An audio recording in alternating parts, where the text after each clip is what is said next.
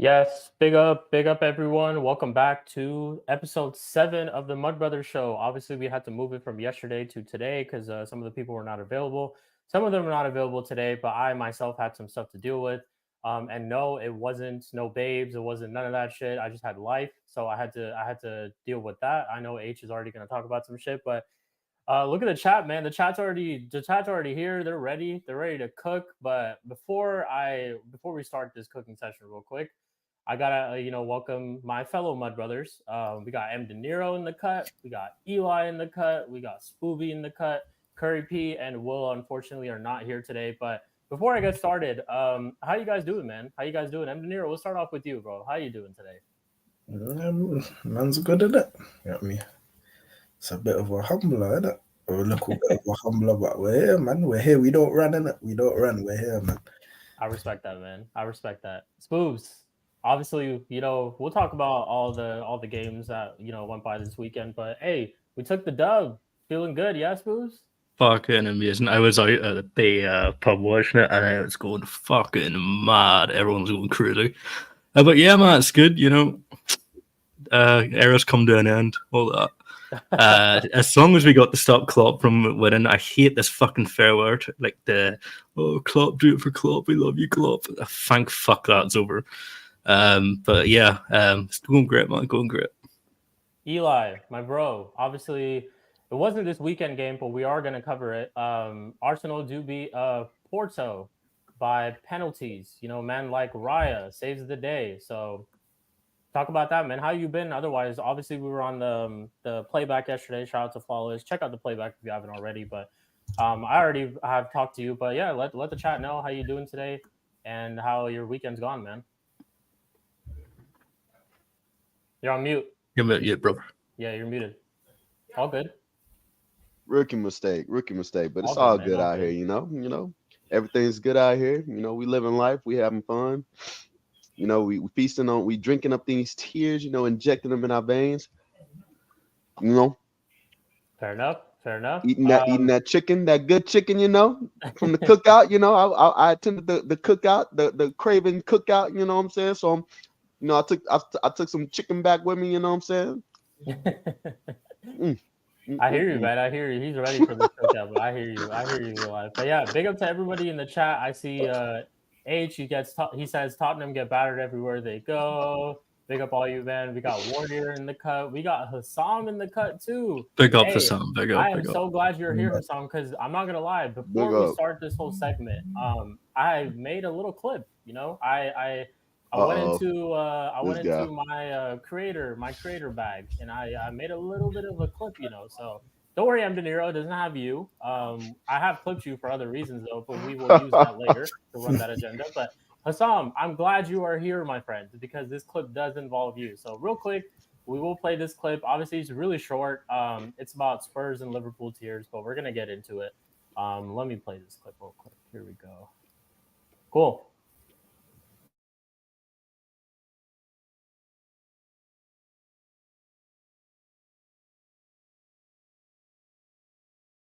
him. Anthony, he does enough. Brennan Johnson crosses. Werner can't even redirect it now. No one can redirect it. These are the only ways that they score is in front of the net, just direct it in. And they haven't done it not once.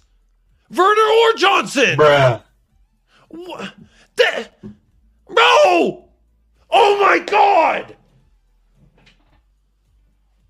Bro, Werner...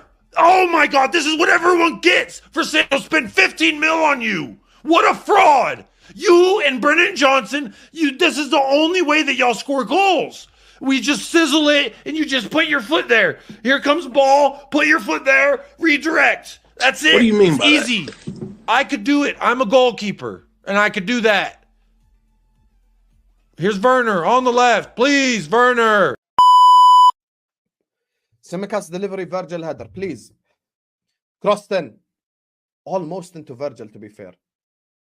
Oh my God, look how we lose the ball. Look how we lose the ball. Counter-attacking opportunity here for Man United. Garnacho, Amad Diallo, shot, and they score, and they win the game at the dead. And this is the absolute most pathetic, disgraceful performance of Liverpool Football Club this whole year. So complacent, such an idiotic decision there from Harvey Elliott. And Liverpool are out the cup. Let's just say it as it is. Liverpool are out this cup, man. We're done. We're finished. We're done. Absolute disgrace. Absolute disgraceful performance. Bruh. The worst performance of Liverpool Football Club this whole year. Hey, I have to cook up a little clip, you know. I'm not no Vel Hussam, you know. I'm just getting started at this type of shit. Even though I should shout out Vel, to be honest, but he does make some great intros. But we had to do it. I had to do it. To be fair though, Hussam, like you've been. He says he's gonna get me on copyright infringement. All right, bro.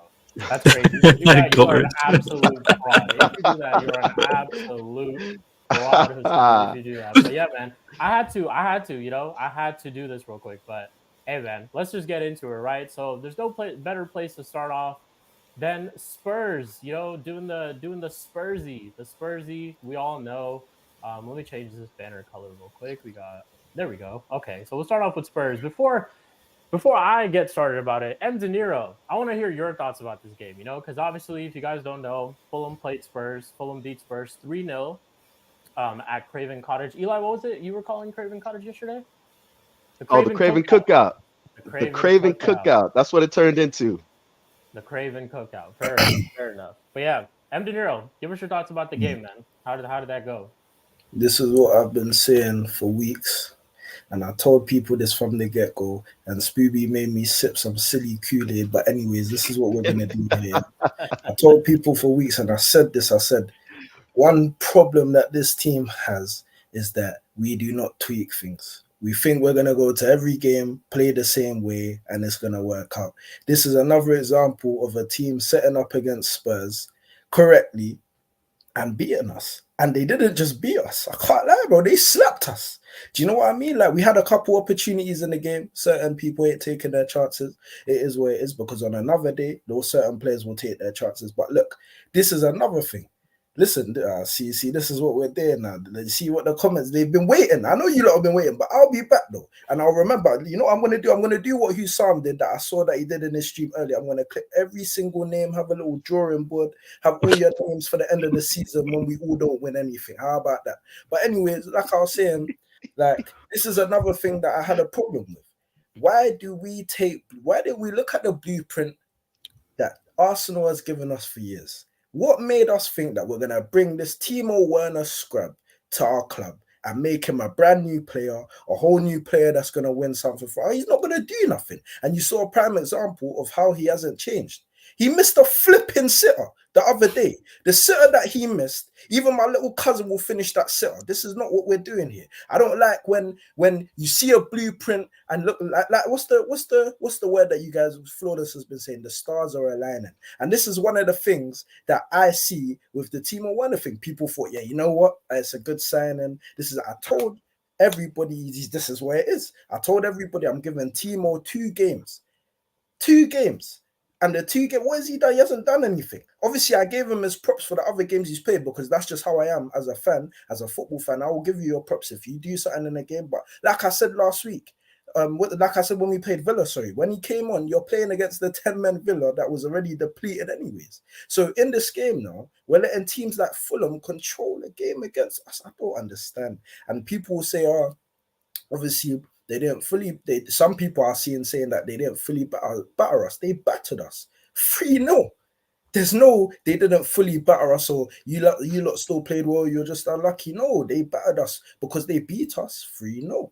And this is the problem that I have. It's not just about losing. It's about the way you lose a game. There's certain players that need to up their standards. There's certain players that need to get in the gym and lose some weight, aka Kuleveski, because you're still fat. You just run around the pitch until like you're putting your weight around, grabbing man, pulling man like it's WWE and that, bro. This is not what we do here. We're here to play football, bro. Get the ball at your feet and run with the ball, bro. The guy's got no pace. The guy looks like he's been eating BKs like Luke Shaw. Like, this is what I'm saying. Do not rate these certain type of players. When I rated Kulu when he first came in, but in the even last season, he was a bit, do you get me, on and off. But this season, like, I can't lie to you, bro. Like, he's really, really starting to get on my nerves and amp me up. And then as for Brennan Johnson, I get this bro out of my club, man. I don't even want to see this bro no more. This guy is useless. And you know why it's so sad? Because I watched Nottingham Forest. I say, you know what? Like, this is a good sign. And I actually flipping sipped the Kool-Aid on Brennan Johnson. And I need to respect myself once again. And I apologize to myself, M. De Niro, for this silliness. Brennan Johnson, absolute scrub. Hey, listen, obviously, this is going to be a big channel soon, so I know you're going to see this one day. Get out my flipping club because you're useless. I don't want to see you in my club again. I'll rather you even sit on the bench. I will rather play Brian Gill over Brennan Johnson. How about that? This is what it is. So at the end of the day, I look at it like this. My club is done at this very moment, but we will bounce back. Just wait, we will bounce back. But my problem is there was a chance to take advantage of the top 4 race.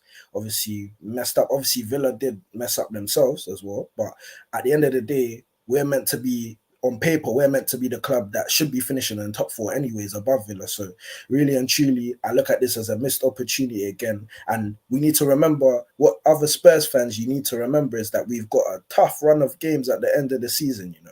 So this top 4 race and United behind us and how United think their club is rubbed. If you actually look at it, if they get maybe 2 or 3 wins and we drop points, oh, we're in a bit of trouble, aren't we? So the way I look at that game is you can't go into a game and even my manager, like I big up my manager, obviously you're a good manager, but please don't come with all of that talking about the aim is in top 4. Blood, I want top 4 this season. I don't care what you say. I want it, bro. Whether we go into champs and we're just passengers, I don't give a toss. The fact is that if you're aiming and trying to complete objectives, we need to finish in top 4. That's how a team rises. You've seen Arsenal do it, and that's how we need to be stepping up like this. We need to be getting ourselves into positions to compete. So don't be saying that, the aim isn't top 4, because the aim is top 4. When you're in a race for top 4, the aim is to get into top 4, whether you like it or not. So that's me right now. But at the end of the day, please, the main thing I leave with you guys is Brennan Johnson, Timo Werner, and you know what? I'm not going to include Kulu in this because he could improve. But as for those 2, please, I don't want to hear nothing about their names ever again in my ears. I don't care if they have good performances until the end of the season. They are absolutely useless. And they're the reason why I look at football and say that they rub me out because I should have been a pro. Because if these 2 are pros, I should be pros myself. So that's what I have to say about these Tottenham guys. But yeah, you look, go ahead, cook me, do what you need to do because I'll be back and I'll remember this. So continue. Fair enough. Yeah, I was just gonna say that miss by Timo Werner, crazy, yo. Criminal, crazy, absolutely yo. criminal. That is absolutely criminal, crazy. Hey, big up to TJ I don't play Warren. football. I can score that. Hey, fair enough. Big up to TJ Warren. He says Big no up, TJ. excuses. Hey, big up TJ. I knew he'd be here today, but Of course. big up to everybody else too. AJ, Warrior. I did check my DMs. I'm gonna play that in a little bit. No worries. But we'll go to you, Spoobs. I don't know if you caught this game this weekend or not, or saw the highlights or whatever. But your thoughts on this Fulham versus Spurs game? Obviously, you, like he said it himself, you gave that Kool-Aid to M. De Niro last episode. He sipped it up. He fucking grabbed it with both hands and he fucking sipped that shit straight up into his fucking brain. It was fucking pause. But it was fucking glorious. Because grabbed it with both hands. No question, didn't wait. Is this yet? Bro. Dude, I just wanted to know your thoughts, fam. That's it. But hey, we move. But yeah, thoughts about the game. Thoughts about that performance. Just Spurs and their top 4 non-titles, right? Their top 4 race. Yeah, man, give us your thoughts. Being honest, I think it's just a bit of overreaction. I think it's like sort of growing pains. I think Ange, I have questions at Ange's adaptability in games. I don't know if he can adapt in games with the way he plays. I've yet to see it. I haven't seen a game where Spurs are getting beat and they've changed in a little bit. They just keep going. And I don't know if I'm questioning that right now because and Ange says stuff sometimes top 4 is not an achievement and all this shit. Come on, Tottenham are going for top 4 this season, right? They're not going to win anything. So I mean, I don't know if he just says stuff in press conferences to sound like cool, mate, and all this shit. But no, fuck. How do you go from a statement win the week before to then a statement loss? I'm not going to get at Fulham because Fulham have took points off big teams. It isn't like they just did it to Spurs. They've took points off Arsenal. They've took points off us. So it's not. I'm not really coming at that, but it's more like beating Aston Villa in that fashion, and then going and losing at Craven Cottage in that fashion it's. I don't understand what the fuck happened.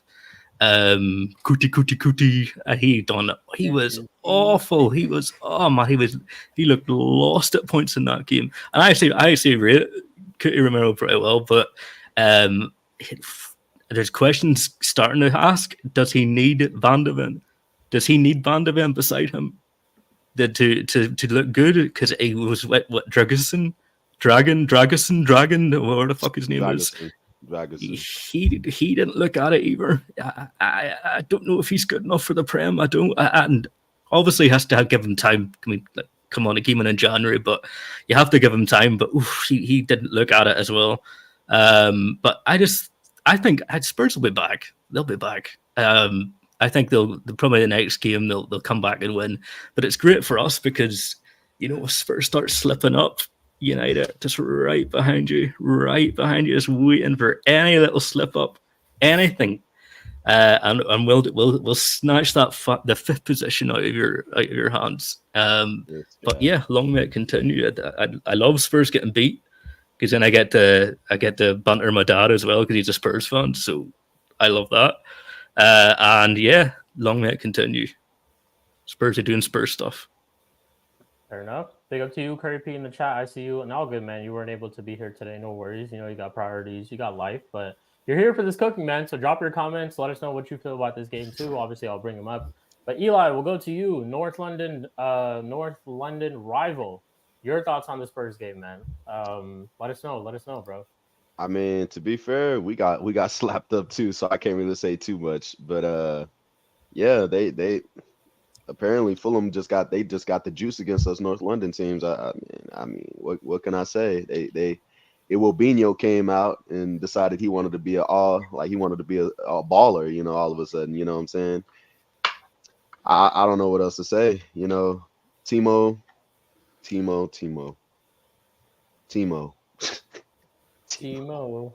time. Timo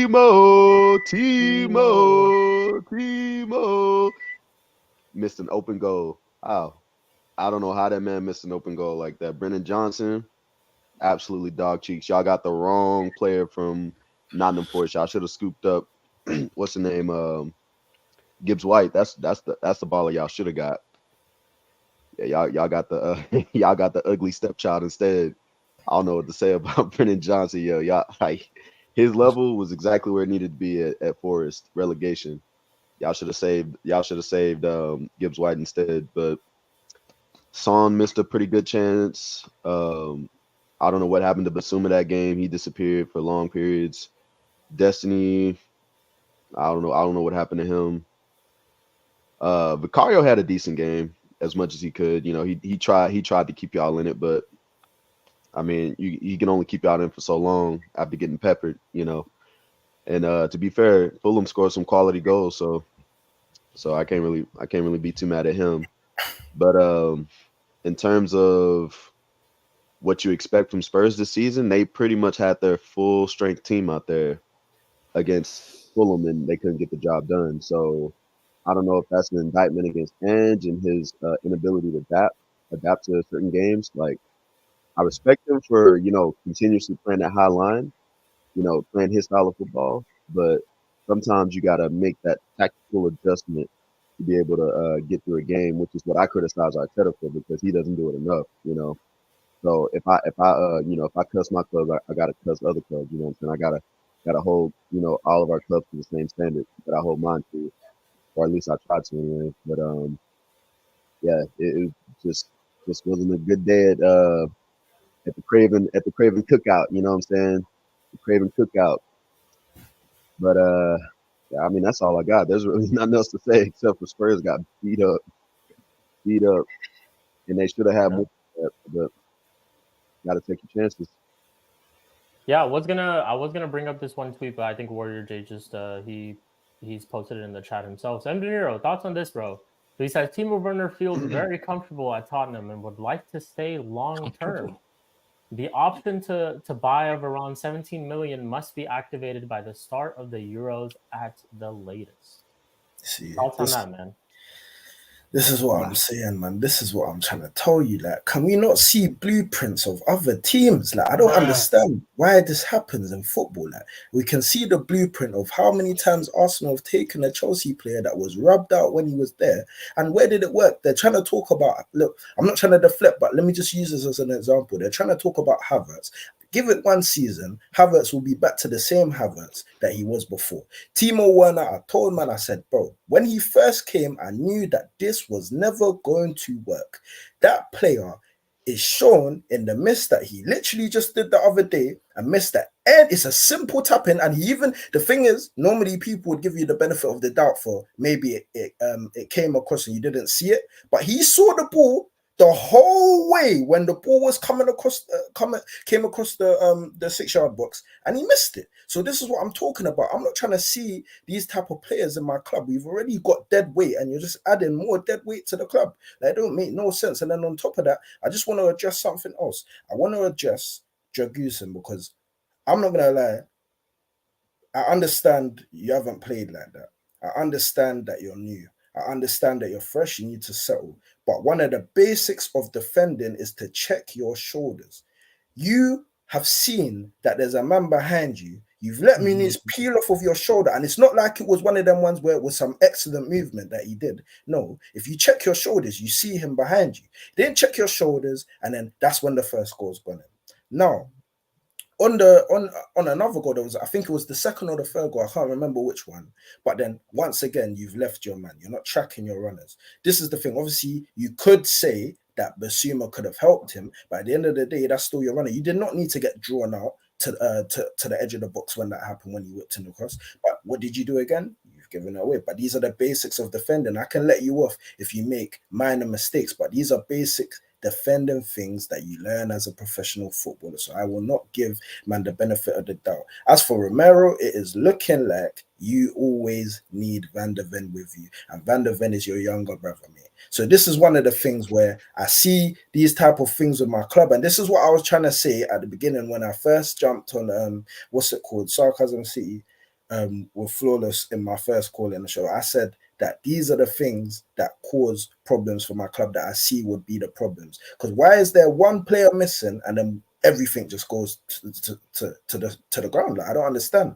Because one player missing should not affect the whole team as a whole. But what I've started to realize is that I looked at the summer transfer window and I said, you know what, this is a good transfer. This has been a decent window. But when I look at it now and I actually look at it, the window wasn't really as great as people were trying to make us out to be, which is why I keep telling people, stop using Spurs as reference. When people use Spurs as reference for their clubs, talking about, look at what Spurs did. We managed to keep grabbing points for it. I told you that this is a thing where we had a run. The new manager jump was there. Everything's there in it. Do you know what I'm saying? So we had a little run. Yes, certain players were missing and we managed to keep up certain points, but it don't matter because the whole league as a whole has decreased anyways, levels. So where we've lost certain players and we're still getting these points is because it's one of those things that's happened. We've seen enough teams doing this. So at the end of the day, these things need to be addressed in the summer. Like I said, I'm not saying Ange, nothing to do with Ange, like as in, Ange is rubbish or this. No, I'm not saying that. But what I will say is that this summer is now going to be where Ange starts getting judged after this summer for me, innit? Because some of these mistakes that I'm seeing, they're a bit concerning, but I'm not going to say he's been rubbish because he's brought us to a good place regardless. But like, I'm enjoying watching the football we're playing and whatever. But like I said, he's going to be judged in the summer for next season because this can't be happening again. This is not something I want to be seeing again. Good football's good, but this is a club that's never won nothing, and we need to start winning things. So at the end of the day, we're seeing teams like Chelsea in the semi-finals of the FA Cup. We're seeing teams like Chelsea in the final of the Carabao Cup, but then we want to clown them. Obviously, I'm going to clown them regardless because you lot are bums. But you know what I'm saying? But we want to clown them And these teams are getting to the semis, getting to the finals of cups, and whether you like it or not, it's Poch's first season there too, is it not? So what are we doing here? Do you understand what I'm saying? This is what it is. And this is why I get annoyed with my club, because I'm seeing these teams get into finals, get into semis, and then my club, who were supposedly meant to be better than Chelsea, we can't even get to a final, can't even get to the flipping quarters, let alone the final. So, bro, like, things need to be addressed. People can sit the Ange Postecoglou thing and say, yeah, he's changed the club around. He hasn't changed anything just yet. He's just lightened our hearts a bit. That's what I say. He's lightened our hearts a bit, but the football's good. So hopefully if he can get some better players in the summer, then we can see some consistency, which is what we need, consistency. And as for all you guys in the chat, I'm noting your names. I will be TJ wanted to come in on a little cheeky thing, try puff his chest. We will be there at the end of the season when both our clubs win nothing. I will keep saying this. H, I slapped you 4-0. I don't want to hear no chat from you. You stay there. You couldn't even take advantage. You know, your team are skunked. Your team ain't going to be here next season. And as for Warrior J as well, you're getting hyped because you beat a 10-man Leicester City. Listen, mate, you're not winning that FA Cup, you know. You're due to get slapped in the next semis, trust me, and I will be there. As for everybody else, in due time, your time will come in it. That's all I have to say for you. Just watch. Look at my eyes. I was gonna ask you a question. So I'm looking at the table. You have a game in hand. You're only 3 points behind Villa. I think your game in hand is against Chelsea, if I'm not wrong. And then I'm looking at some of your upcoming fixtures. You play Luton next. You have West Ham away, Forest, and then you guys go in a little tricky phase of fixtures. So it's Newcastle away, Arsenal at home. Let's see who else you guys have after that. One sec. Liverpool away right after Arsenal, and then you guys play like Burnley at home and Sheffield United away. So a couple of tricky fixtures. Are you still confident for top four? Because I remember you last week you did say that top four race is fully on. We're gonna make the top four, this and that. Are you concerned, or are you so confident you think this was maybe just a little bit of kind of like a blip? Or do you have faith in this team? Do you have faith in Ange to still get you guys to top four? Can't lie. I'll be real with you. It's Speedy that rubbed me out last week, bro. I have been concerned before the Villa game because everybody keeps trying to do this thing of United are rubbish, United are this, but they're still behind us by 6 points. If they win 2 to 3 games and we drop points, then they're back in the mix. So people doing that, whether you like or not, it doesn't matter about if they're playing rubbish. They're still in and around being able to finish in that position. So you still have to look at it objectively. So at the end of the day, like I said, I am concerned, but at the end of the day, I think but in my personal opinion, I do believe that we finish in top 4. But I will say I am concerned because this was a game we should win. And if we win this game, then you get me. Now we're looking like we're guaranteed going to get there. But where we've lost this game, it's now like, well, if United win 2 to 3 games, and we may drop points because we need to play Liverpool, we need to play Arsenal, and we need to play City again. So these are 3 games that we still got to play. And I'm not going to lie to you, I think we could actually, funny enough, I do believe we win maybe even 2 out of them 3 games. You know, I'm very confident. Because Arsenal, when you come to the lane, trust me, bro. I promise you, that statement is there. I promise you, Eli, when you come to the lane, I promise you, bro, that's going to be the failure of your season. Mark my words for it. It might even be before that because City, but trust me. Yeah, I think those games, but like I said, it's a bit of a concern anyways. Yeah, it's a concern, but I think we still finish top 4 anyways, though. Ban United as well, man. 10 Hag in. Cool. So yeah, we are gonna move on. If you guys have any final questions regarding Spurs, if you guys have any other comments you want to make, go ahead. The time is yours. Before we do move, though, Warrior J has been kind enough to send me another clip, and I will play this real quick. So let's see. Let's see. Share my screen. It's good to be back. It's good to be back. All right. Everybody, I hope everybody's happy after that game of football. I hope everybody's smiling. Hope everybody's entertained. Hope everybody's believing in the process. Smile. Everybody smile. Make sure you're grinning. I need to see gums everywhere. be happy people. Like the away end, I didn't understand the negativity coming from that away end. What was that all about? All the anti-Bowley chants, chanting "F off I think Maurizio, he's F off referring to Maurizio." Spurs in this clip. Really? Huh? What's that all about? Like, we really need to have more faith and more trust in. It's good to be back. So I think he's just saying, yeah, man, M. De Niro, just smile, be positive. Not everything is lost. You're still in this top 4 race. Like I said, you're only 3 points behind Villa. Villa obviously got European stuff to focus on. They're trying to win a European Cup, so it's all good. Yeah, you'll finish top 4. Don't worry. You'll finish top 4, man. It's all good. Yo, look at his face, bro. He ain't trying to hear y'all. he has locked y'all voice out his head. Hey, come on, De Niro. Come on, bro. This is what I call Emotional damage. This is what I call that. Yeah. Hey, he said, hey, remember this. I'm gonna remember this. I'm gonna be coming back for heads. Warrior J. Yeah, Warrior sent for De Niro. Warrior J. You have no idea. De Niro. Warrior J. I'm sorry, Warrior J. I'm gonna expose you real quick, but Warrior J has been sending me messages 2 days in a row saying, "Yo, whenever you do the Spurs segment, let me know. Text me. I will be there." He's like, "I have some stuff to do, but I will be there." He's been sending me these clips. He sent me the Jacob clip. He sent me this Lewis one. He's been ready for this, bro. Warrior J's on a madness. Shout out to Warrior J every single time, man. Shout out Warrior J. Big up to you, bro. But yeah, then we'll move on. Hey, he's having a good old time, bro. He's having a good old time. Hey, if Chelsea would have lost to Leicester, I guarantee you, we would not be seeing that LMFAO right now. He would be like FFS.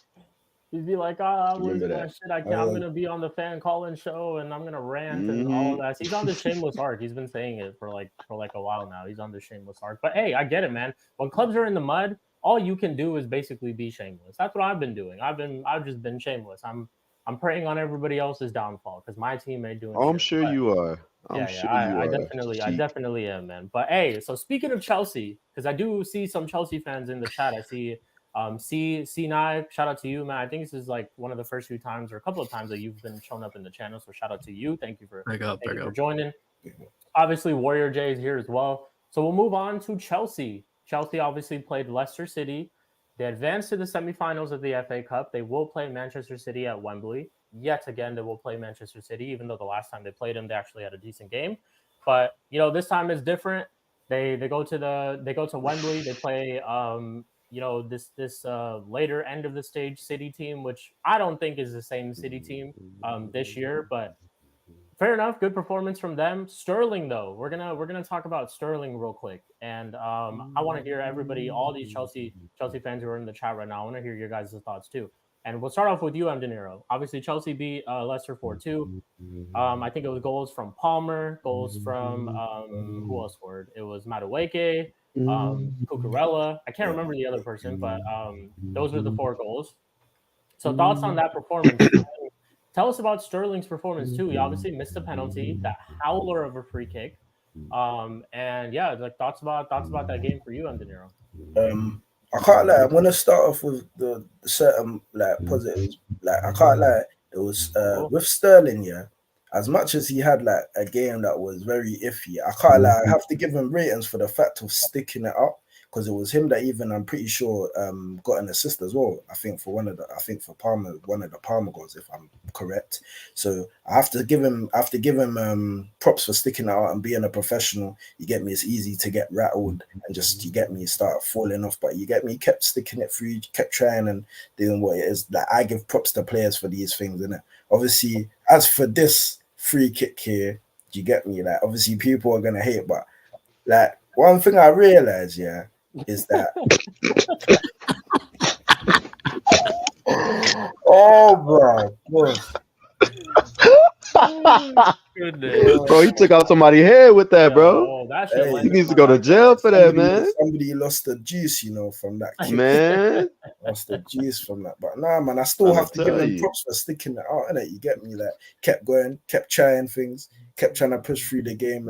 Man can't really, the way I look at football, as much as he had a bad game, I can't hate on him for that. He kept sticking it out, kept doing what he was doing. But I can't lie, like with what's it called? These like players like Malo Gusto and these type of players, man. You get me? Like Malo Gusto, bro, bring him to my club, man. He's a top baller, man.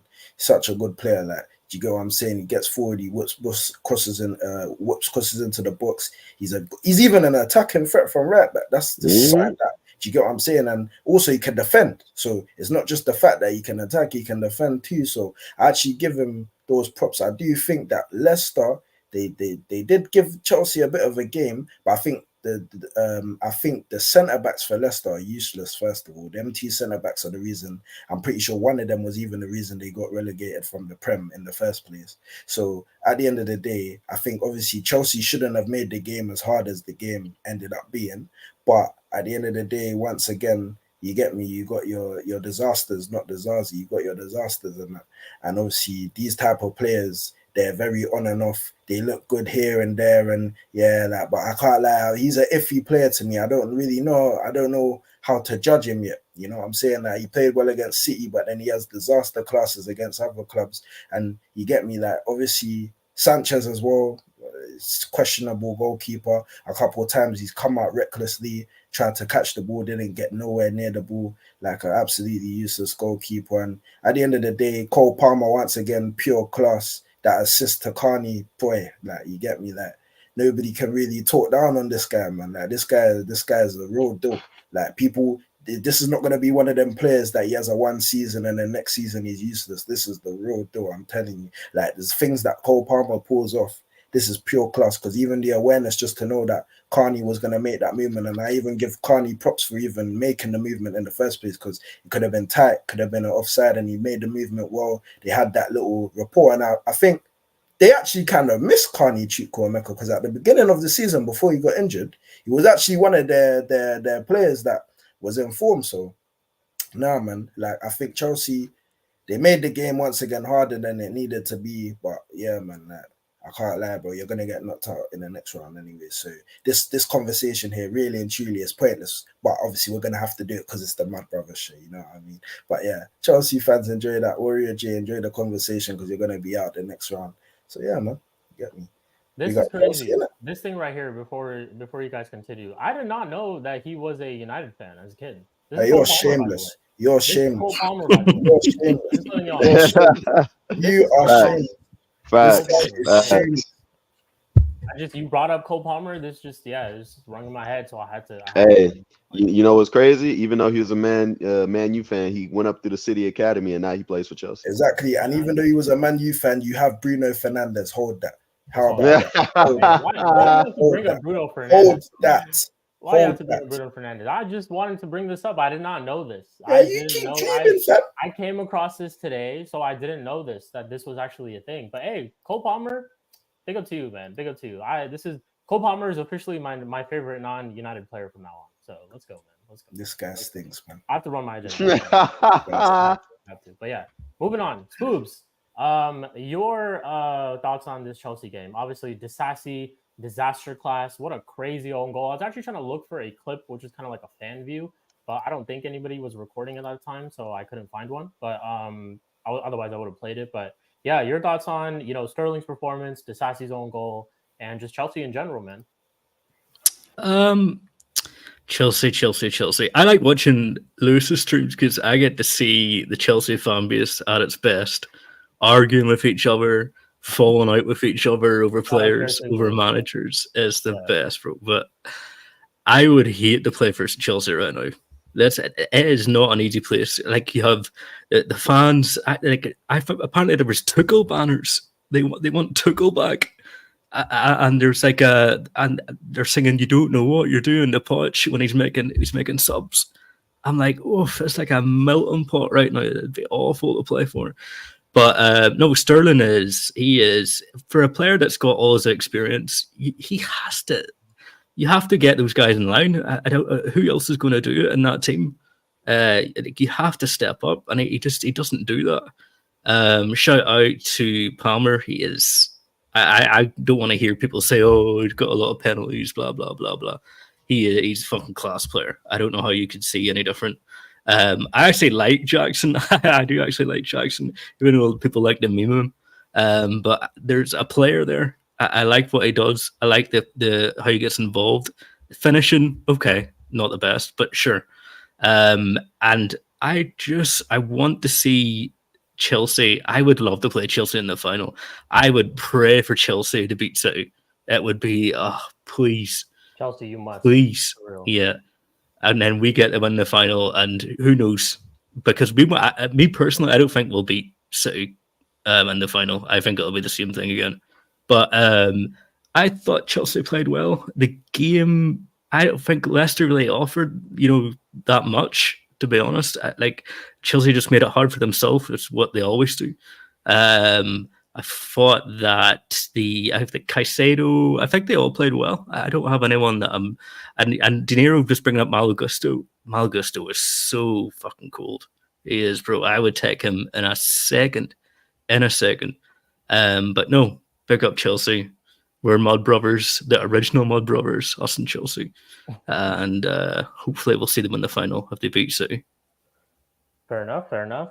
Eli, we'll go to you, my friend. Your thoughts on the Chelsea game? Sterling. Poch is a clown.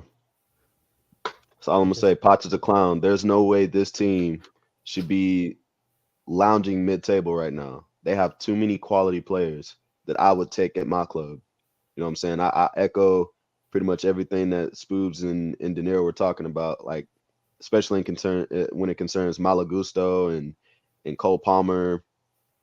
And shoot, even Jackson, I'll take all three of those players. You know what I'm saying? They're all quality.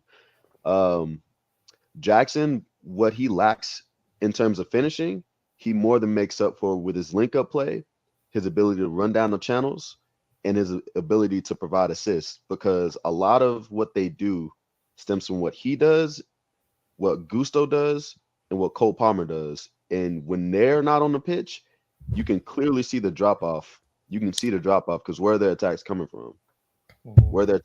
Like, they have no attacking threat. They have no patterns of play. They're literally just out there to play. Similar to how y'all play at Man United. Y'all have no patterns of play. Y'all have, there's like no distinct style. And that's exactly what I see at Chelsea. There's no distinct style. There's really nothing. Those players are just basically out there balling out for themselves. You know what I'm saying? They won that game not because of Poch, but in spite of Poch, just because of the quality on the pitch. You know what I'm saying? Caicedo, another brilliant game, even though he was pretty much by himself. Gusto had a great game. Palmer, that sick flick. That flick, bro. Oh, my days, yo. That was absolutely filthy, man. He is such a class player. Like, I wish Arsenal would have went in for him in the summer, but I guess they were like, oh, he's too unknown. We definitely could have used that backup. Definitely we should have went for Malo Gusto. I feel like we should have went for him as well. Competition play in places that we need. But yeah, Chelsea, if they get the right coach in there, they'll be a nasty squad, one to look out for in the future. Only thing they really need right now is some veteran leadership that is not someone that's almost pretty much out the club in Thiago Silva, and somebody that's not named Raheem Sterling, because he is not a leader. He is not a leader, in my opinion. Like, he did well to, stick it out, even though he could have folded. He kept playing, and eventually got an assist. But I expect somebody with that amount of experience, and that amount of know-how, that amount of trophies in his cabinet, you would expect him to play much better in that sort of situation. But I feel like for the most part, for the majority of the game, he folded under pressure, and he just did not show the levels that you would expect from a Chelsea team, especially in recent memory, like the past 20 odd years. That's not the level of player that you would expect to see in a Chelsea shirt. But yeah, credit where it's due. Chelsea played a great game. Like I said, they won that game in spite of Poch, not because of him. And yeah, like I said, man, they got a bright future as long as they get some experienced players in there with some good know-how that can mentor these young kids, and get an actual manager in here that can actually coach and manage in these pressure situations. Because I think Potts is a good manager in terms of like man management, because all the players love him. But in terms of like coaching ability, running these players into the ground and stuff like that, I feel like they could definitely do a lot better. They like Potts should be shot. He should be sacked.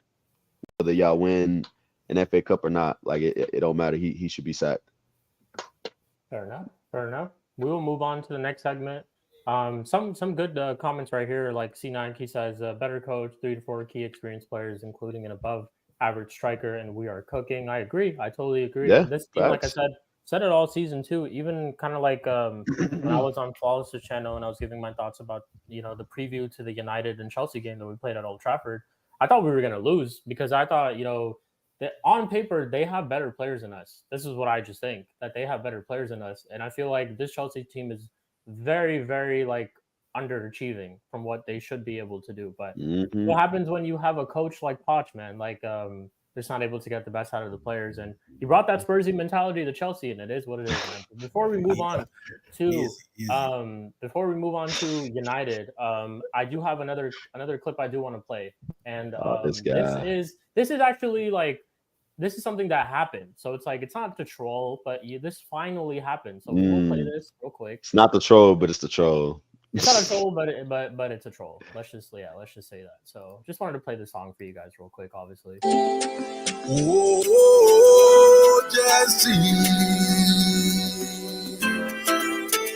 give us a win, give us a win, give us a win, give us a win, give us a win, in blue we stand, united we rise. No more defeats. Let's break down these doors. Texas rising up. We will stand tall. Together we fight. We conquer all. Watching. Win you. Give us a win you. Give us a win you. Give us a win you. With blue we stand. United we rise. That's a gold. That's a gold song, yo. That's a slapper for real. I don't think they get rid of him. I don't think they get rid of him. I think they keep him. I think they keep him for another season. I don't think they're getting rid of him. Nah. There's no way. I think they do, and I don't know. I got you. Don't worry. But hey, speaking of Chelsea fans, look who it is. Oh, it's the main man himself. First thing, the stars are aligning. You see, this is actual stars aligning. Stars are aligning for Arsenal. For Arsenal, the stars are aligning. For you guys to win an FA Cup, yeah. Yeah. No. For Arsenal. For Arsenal, the stars are aligning. They're aligned. No. It's for Chelsea. It's for Chelsea. Y'all won, bro. You see the alignment. Y'all got to win, yo. Y'all got to win, yo. I got a little quick cameo for I gotta do some cookings. So I'll then talk about Chelsea quickly. First of all, props to Man United. Great job by Dallo and Anthony showing up. Props to you guys, and Liverpool can hold that. Because if they don't win anything else besides this Carabao Cup, in the time that Klopp has been here, we've won the same amount of trophies. During their most successful season and our more tragic, they've won the same amount of shit. A league, a Premier League, a FA Cup, and a Carabao Cup, so they can hold that. Spurs, how's the Dragon doing? How's Dragonson? You know the guy you poached from. You know the guy you poached from Bayern Munich, right? Guys, we're a big club now. We're poaching men from Bayern Munich. Bayern wanted him. I can see why they let him go. I can see why they let that happen. I can see how riding the dragon, whatever Magic School loves the dragon, whatever shit, Dragon Tales. For those people in North America, if you know, you know, that children's cartoon. I'm glad you guys got Dragon Tales. Good job. You know what I'm saying? Kids cartoon. Props to you. How's Werner doing? How's Turbo Timo? How's it doing? Vroom vroom. Turbo Timo, eh? How's that doing? What's up? How's it doing? Just wondering. Nothing. You have a full squad now. There's no excuse for our injuries. We're struggling. No, you got the Dragon. You got Van, whatever his name is. You got, World Cup winner Romero. You know, shittier Ramos. That's what I call him. Wannabe Ramos. You know? And then for the Chelsea section, this is okay. The reason why we booed him, we booed Poch, told him that he doesn't know what he's doing is because Modric was having a good game. And instead of subbing off Modric, he subs off Sterling first thing. When Sterling misses a pen, blocks Modric's shot that's going into the goal, misses a penalty from taking it from Cole Palmer, who's 5 out of 5, guys a free kick till where these stars are apparently, okay, and drives into players like a man, and is earning 350k a week. And if you look at minutes to goals ratio, he's the same minutes to goals ratio as Modric. So why aren't I going to develop a young guy who's 23 in his first full season? Then that, yes, play it. Then whatever shit this was. Yeah, bro, that's mad. That shit is so bad, bad. bro. He Right. decapitated somebody. Fucking with that. shanks out of it. I'm gonna keep saying it. He decapitated somebody with that. He committed Oh my murder. goodness. That's crazy. what I'm saying. Like in the Prem, Sterling has 6 goals, 6 assists, and Modric has 4 goals and 2 assists in half the minutes. Mhm. So aren't I going? That's what people are saying. And one's earning 100k a week, and the other is earning 350, and is the most experienced guy in the attack for the squad. That's why we have this energy. That's why we're booing him. And these are the same people. We booed Didier Drogba. We've booed John Terry. We booed Ashley Cole the year before he left us because he was bad for us. You know which other teams do that? Every other big European team that's not in England. Your Real Madrid's booed Ronaldo in his prime. What is this nonsense about not booing our players and blah, blah, blah? That's fine. There's countless lists of Chelsea players that have been in your team too. I don't give a shit. Wait, can I ask you a question, Curry P? Yeah, go for it. I can't. Like, I just wanna, like, low key, not to offend Sterling, but would you really think here in that game the other day that he was so that bad? Like, Yes. and if you look at the whole game, obviously, okay, he blocked a shot. It happens. That's just happens sometimes. Yeah, innit? that's fine. Yeah. He's stuck it through. He tried to play. Obviously, I think the penalty. Obviously, I heard even when the commentator said it, he was trying to take a pen. Obviously, the penalty he hadn't scored, so he's trying to get his confidence up. I don't know. That's what I heard them say. Obviously, thirdly, do you actually think that Sterling is like a leader? Because when I look at him, I don't think he even gives off leader anyways. I just think he's a player that was good, came from City. Obviously, he should show better performances in previous games and what, but he showed, in my opinion, he showed leadership mentality and the way to stick out a game that you're not playing well in, still get an assist in the game. If we're talking about other games, I can hear you, but just this specific game I'm talking about, you stuck it out, you've even managed to get an assist, and the assist wasn't a rubbish assist, it was a good assist that he got. So, like, would you say that maybe in this game it was a bit harsh to boo him in this game rather than other game? No. You know why? Because it also missed a 1-on-1, and that 1-on-1 wasn't even close. That was like 3 to 5 meters away from the net, from the post. And the reason why we're pissed at him is because of an accumulation of things. This man, even last game, had a 2-on-1 situation, and he shoots it directly at the goalkeeper. He did that against Wolves as well. He's being very selfish for a man who has leaders, who left City to be a leader, to be a main man. That's why he left City. He didn't have enough game time, and he wanted to be the main man. Well, we're putting you to those standards. We put you to that money, so we're putting you to those standards. And you having 6 goals and 6 assists, and he hasn't done anything for a while. And he scored mostly against minnow teams. Besides that one time he showed up for the Man U 4-4 game, he scored against minnow teams. The only 2 goals he has against big teams is the 2 Man City goals. That's it. From from Stamford Bridge and from Etihad. The rest are against smaller teams that he's balling out against for his goals in the Prem. Right? That's the thing. It's not just the whole. He literally missed a 1-on-1 again. It didn't hit the post. It didn't hit the goalkeeper. It went 5 meters apart into the advertisement again. That whole sequence. It's a confidence thing. You just think that he just missed it on purpose. No, he's shit.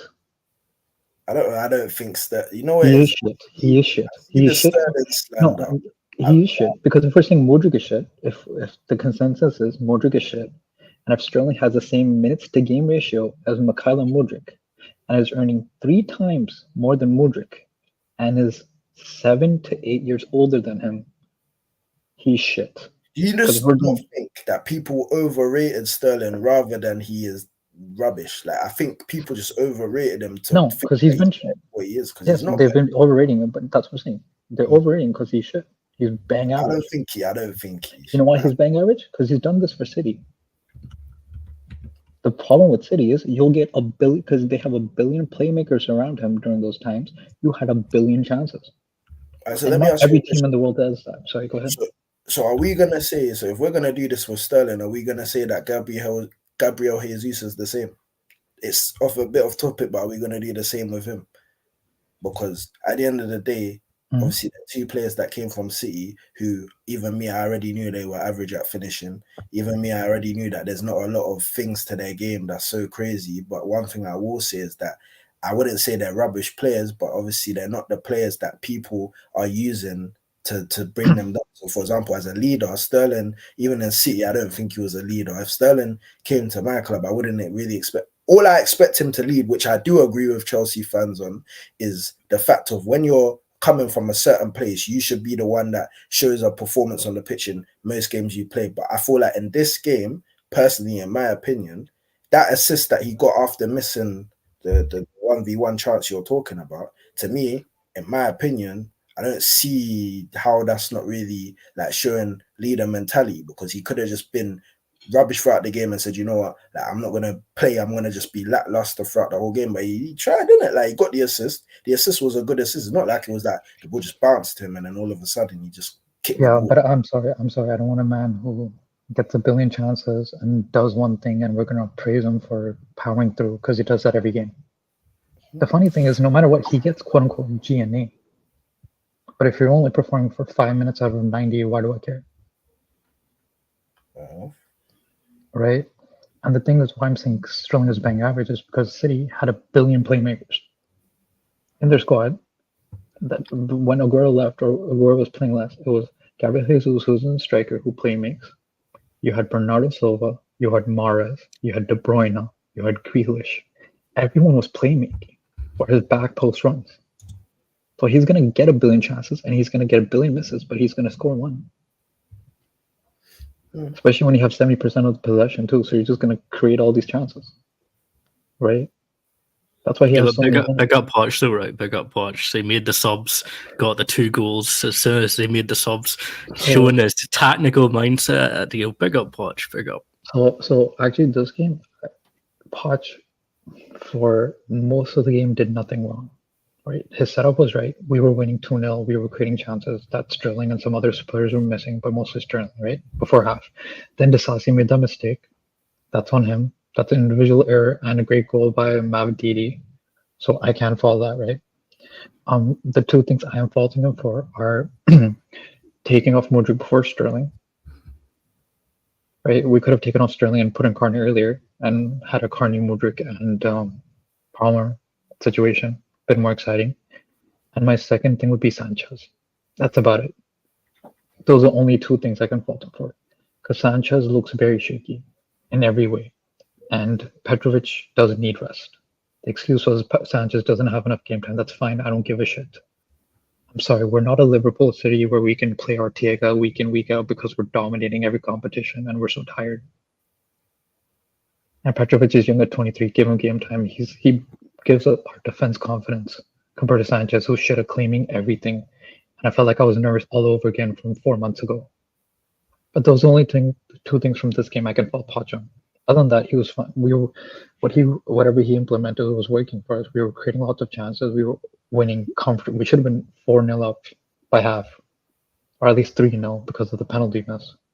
So I can't fault Poch for that, but I'm faulting him just for the Sterling substitution and Sanchez. That's about it for this game.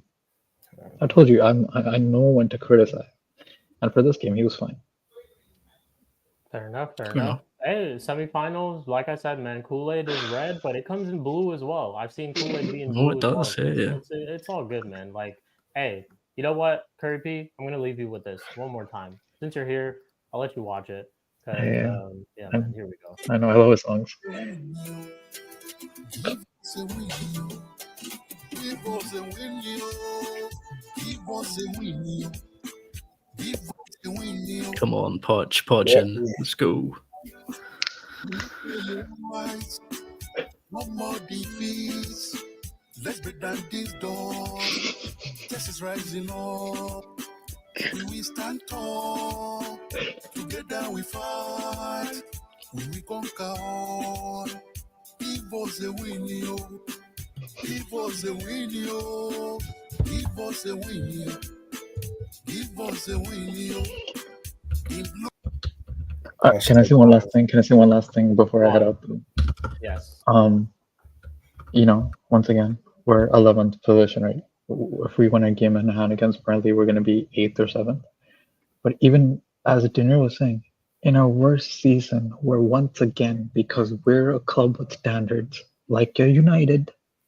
I'm not going to say Arsenal yet because they haven't been in finals a lot, even when they're shit.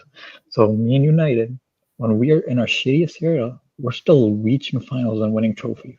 Because we, just like you, it's about the history of the Tottenham, it's the history of the Chelsea and the United. We get to finals when we're shit. We get to semis when we're shit. Ange hype. This is Poch 2.0, Australian Poch. Let's go. This is exactly how Poch was. We're playing so well. We're second in the league. We're third in the league. We're going to challenge for the title and then go nowhere and get nothing and invest nothing because that's your history. We're 11th and we're almost possibly going to 2 finals. How many finals have you been in? When's the last time you guys? Was it the Champions League? Did you guys go to anything else after that? Was it the Audi Cup? Was the Audi Cup after that or no? Did you guys win any of the preseason cups? At the end of the season, we're going to be there.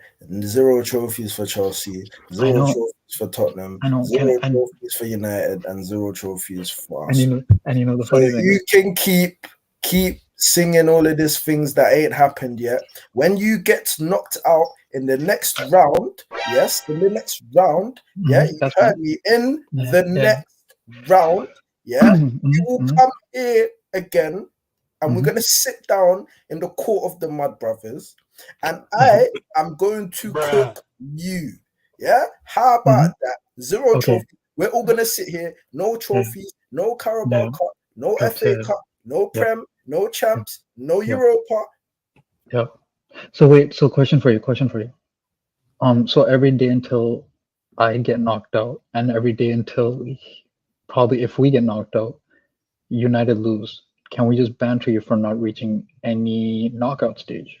Can we banter you for not? Can we do that for the next month? Then? If you want to do that for your sake, do that. But just know. And even when we get out, I'm saying United should still go after you, because once again, no finals, no semis, no quarters. I didn't even get to a quarter. Listen, at the end of the day, it's all good. You're telling me United's coming. Hey, bigger fish to fry. I guess United are coming after you too. Watch out for you. Don't let Ten Hag. Don't let Ten Hag when he's shit. Don't let Ten Hag have more points than you this season. Don't let Ten Hag have more points than you. That's what I'm saying. We will get to United. Trust me, we will get there. Don't worry. Their time is coming, bro. But as for you, you ain't getting nowhere near my club. I can tell you that right now in the league. First of all, I don't give a toss what you say. Second of all, I'm not gonna lie. Like I said, so that emotional damage. Listen, as I said to you before we move on, as I said to you, you lot can do what you like. Enjoy this moment because, like I said, I'll be back, and when I'm back, I'm gonna come in full force and full effect. There will be clips. There will be. You know what the best part about Spurs' full force and full effect is? It's bang average because they can't win anything anyway. So whatever their full force is, it's nothing. It's not good enough. You need to start living in the present, mate, because at this rate right now, this season, none of our the present is still no quarterfinals, no semifinals, no finals for you guys. The present will be when you lose in the semis. We're gonna sit here. We're all gonna talk about what a silly season all our teams had, innit? Nothing. You lot got to the semis, little, you know what I'm saying, a little cup run and that's all cute. Played against. Do you know what that is though? Do you know what a cup run is? If you played Liverpool, you would have got slapped. How about that? You know what the funny thing is? We're not, because United did their job and you guys never do. That's the funny thing. Even when they're shit, even when they're losing, even when they're getting battered, they do their job. Yeah, Thank that Carabao Cup That's final. what I'm talking. That's what I'm talking about. They do their job. That Carabao. You ever done your job? Who did you guys lose to for the Carabao anyways? And the FA? Who did you guys lose to? Listen, it's not about No. Who did you lose to? Honest question. I don't the remember. past. Is the past. We don't live in the Let me past. check this. We live in the present. I'm doing this right now. We live in the present, man. All right, final 3 points, and then we're gonna move on to United. But go on, Creepy. You're cooking right now, bro. Go on.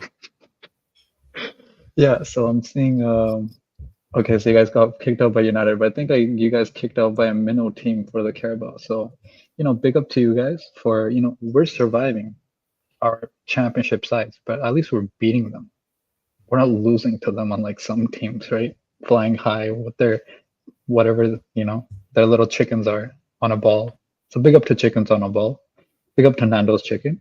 Maybe that's why Saka has a peri-peri sauce. I get it, man. Big up to Bukayo Saka. Big up to Bukayo Saka. Him doing his thing, adding some flavor to the white, bland chicken on a ball. Big up to Saka. Anyways, much love, guys. Peace, Kirby. Peace. Yeah. Okay. So, hey, that was a decent cameo for my guy Kirby. I did not think he was. He gonna just show dipped. up, to be honest, but he got in, he cooked, and just dipped, man. Like crazy. But we move on to the next segment. Obviously, my team, Spooby's team, we did the business this weekend. Before I get into it, though, I do want to play another clip from a Liverpool fan, real quick. Yeah, let me do this real quick. Let's see. You guys know who this guy is, Mr. Flip Flop himself. Jurgen Norbert Klopp, my fucking manager. Jurgen Norbert Klopp, my fucking. Yeah, Jurgen Norbert Klopp. He said my manager. Cool. I could have sworn he was Klopp out. Maybe a couple of weeks before he said that. Knowing Ryan, that's probably how it is. But Mr. 499 himself. Yeah, let's get into the game. So United beat Liverpool 4-3 in the FA Cup. Man, like Amad Diallo, my fucking baller, Spooby. I hope you're listening to this because we have been calling for Amad Diallo for weeks. I've been saying this. Garnacho needs to be dropped. He needs to be played. Amad Diallo needs to be played. But yeah, man, like what a game! Absolutely like emotional roller coaster of a game. At 2-1 at half down. At 2-1 down at halftime. Just like butchering my words. I thought the game was over. I'm not gonna lie. I was telling Flawless. I was telling Steve. I said, "Yo, there's no way we score in the second half." The way we capitulated in the first started off the game like really, really well. I think the first 10 to 15 minutes was all United. Like we were creating so many chances. Obviously, took the lead through Scott McTominay. Rashford was cooking in the first 10 minutes. Everybody was cooking in the first 10 minutes. But after that, it was a very momentum-based game. I said it in my match reaction too. In the middle of like the first half, Liverpool started getting possession, started getting more momentum. We're creating chances. And then towards the end, obviously get those 2 goals in a flash. I think it was McAllister and Mo Salah who scored for Liverpool. And then, yeah, second half up until the 80th minute, nothing from United. And kind of like what we've seen all year from United, to be honest, where they take a lead. After that, they just sit back, capitulate. I thought the game was done. But then we bring on Mr. Anthony himself. Ten Hag makes the substitution and brings on Anthony. And it's so funny that everyone calls him a fidget spinner. He spins around, this and that. He actually spun around and scored with his right foot. Crazy, man. Like crazy. There are a lot of moments in the game. H says it himself, that 5-on-2 attack, crazy. Like Declan Rice settings. Dalot was there all by himself. Look, that's the second time where Liverpool haven't scored from a situation like that. Fuck Liverpool. And yeah, man, bunch of things I want to talk about. But yeah, basically, we bring on Anthony, 2-2. Rashford gets his crazy chance to make it 3-2, and we win the game. But he misses. 350K for him to miss that. Crazy, absolutely crazy. Then we go to extra, or who is it? Basically, yeah, we made it 3-3. Well, who scored for Liverpool after? Oh, it was 2-2 going into extra time. Then it was Harvey Elliott who scored, make it 3-2. Rashford obviously gets the goal in extra time, and then Amad Diallo, man like Amad Diallo, Ramadan ballers, Ramadan Ahmad scores the winner and sends Liverpool packing home, and their quad comes to an end, man. So Before I move on to, or that's basically me talking about the game. M. De Niro, let me get your thoughts on this game, man. Talk about United's game. Did you watch it? Some things that you liked, thoughts on the performance, all that type of stuff. Let us know, man. No, man. No, I can't lie. That might be a United game that I give you some good ratings. Personally for me, innit? Like, it was a good game. Like, as in, I actually feel like, obviously, I'm not gonna give Ten Hag no props on the way you played because I don't think he really had. I think the players were just they were up for it, innit? Like they stepped out. They stepped out. All the players were up for it. It was one of those games where you're playing Liverpool. Do you get what I'm saying? I think just every player was up for it. Kobe Mano, once again, you get me, showing the potential that he has. Like that little run, that little jinky run he did, boy. Hey, listen, that's the type of football I love to see. Like I love to see football played that way. Like he's such a quality player, man. Left foot, right foot, he's got all of that. He knows how to break lines. He knows how to play line breaking passes, which is just something that I rate as a midfielder. And I actually do believe that he is an 8. He is at 8. Like you can see it. Like he's guaranteed at 8. So I just man, he's a top player that is definitely got potential to be something special in the future. I'm actually gonna back a little bit of a Speedy thing today, and I'm actually gonna say something right now. Yeah, I need to actually, even though, like I say, on the eye, he's not the greatest player, and I always do get onto him, but I can't lie, you lot got to give Carl Natural some ratings for this game, because I'm not gonna lie, he was working, like he was running tirelessly that whole game. He was actually causing Liverpool problems. That's the funniest part about it. Yes, like I said, once again, he's not no great player or nothing, but I actually think he deserves some props in this game because in the Anthony goal, if he doesn't do that run and try to lick the shot how he did, that doesn't happen. In the Amad Diallo goal, even though Amad was the one that actually created it, but even just to run that length of the pitch, make sure to pass the ball. And the pass wasn't the greatest, but just the fact that you're involved and you're around in the goals in the game, you have to be given props for these things. So he did that's it. What H said, the basics, what I've been saying that he just needs to add. Just do the basics.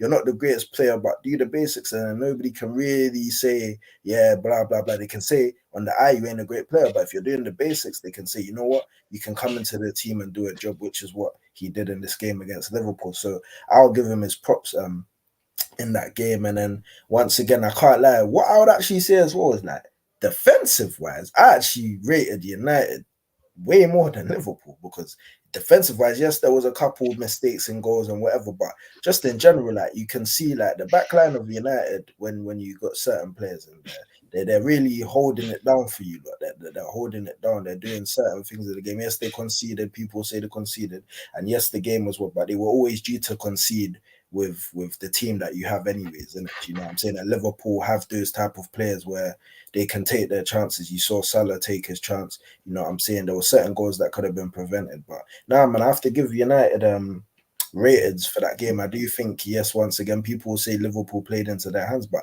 I personally just think that United just had a good game, innit? Do you get what I'm saying? Because Liverpool had pretty much their whole starting lineup. Do you get what I'm saying? They had Salah in the team, they had Nunes in the team, they had Sobozo in the team, they had Mac 10, as they call him, in the team. So, like, bro, like, there's no excuses. United came out there, you can see they had the energy, even from the time when United scored the first goal, like they had the energy. There was a period where Liverpool did start to press you, but you managed to make your way back into the game. So now, man, you have to give the players, I think this game, every player deserves their props, even the subs that came on. Anthony deserves his props. He came on, he caused some problems for them. But man, my boy. And this is why I can't lie, I'm actually kind of happy United won, because I've seen Diallo when he was at Sunderland. I watched him game in, game out, and he's been quality.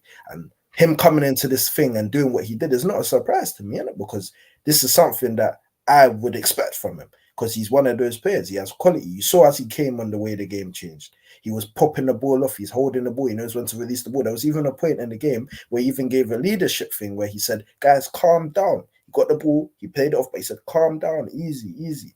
And this is something that shows that he's got experience in the game, man. And he put a guy that plays Championship and comes into a game where he hasn't even played like that, and you've come into a game and just shown your quality. And this is what I mean, man. Like he's therefore another player for the future that is top. But Ahmad, man, they freed him. You get me? They freed him. They gave him his day release, and he showed them why he doesn't deserve to get sentenced again. So listen, man, free Ahmad every time. Let the boy play, man. Let the boy play. If you want to save your job, Ten Hag, let the boy play. Trust me, he's one of those. But yeah, man, to big up United, innit? Like, I'm even kind of happy you lot won because, bro, I flipping hate Liverpool, I'll be honest. But yeah, man.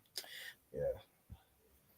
Fair enough. Spoobs, your thoughts on the game? Obviously, you weren't there on the match reaction yourself, but thoughts on the game for you, man? Obviously, I'm sure you were buzzing, and you, like you said, you were at a pub, I think, watching the game, and everybody went crazy.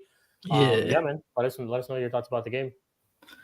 Oh man, I'm just happy. Like I don't think we're going to win it, but I'm just happy to get Klopp and Liverpool out of there. I'm tired of this fucking media shite. I'm tired of that Klopp on the sideline gritting his teeth going like he does that fucking shit. It's so fucking annoying. And then he cries like a wee bitch after the game, and he falls out with reporters and storms out of interviews. It's just fuck off, man.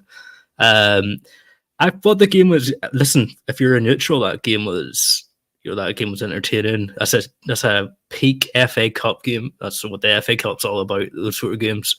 I actually agree with Dino. I felt we just played. I thought it kind of looked like we wanted it more a wee bit towards the end. I think Liverpool, they dropped off a bit.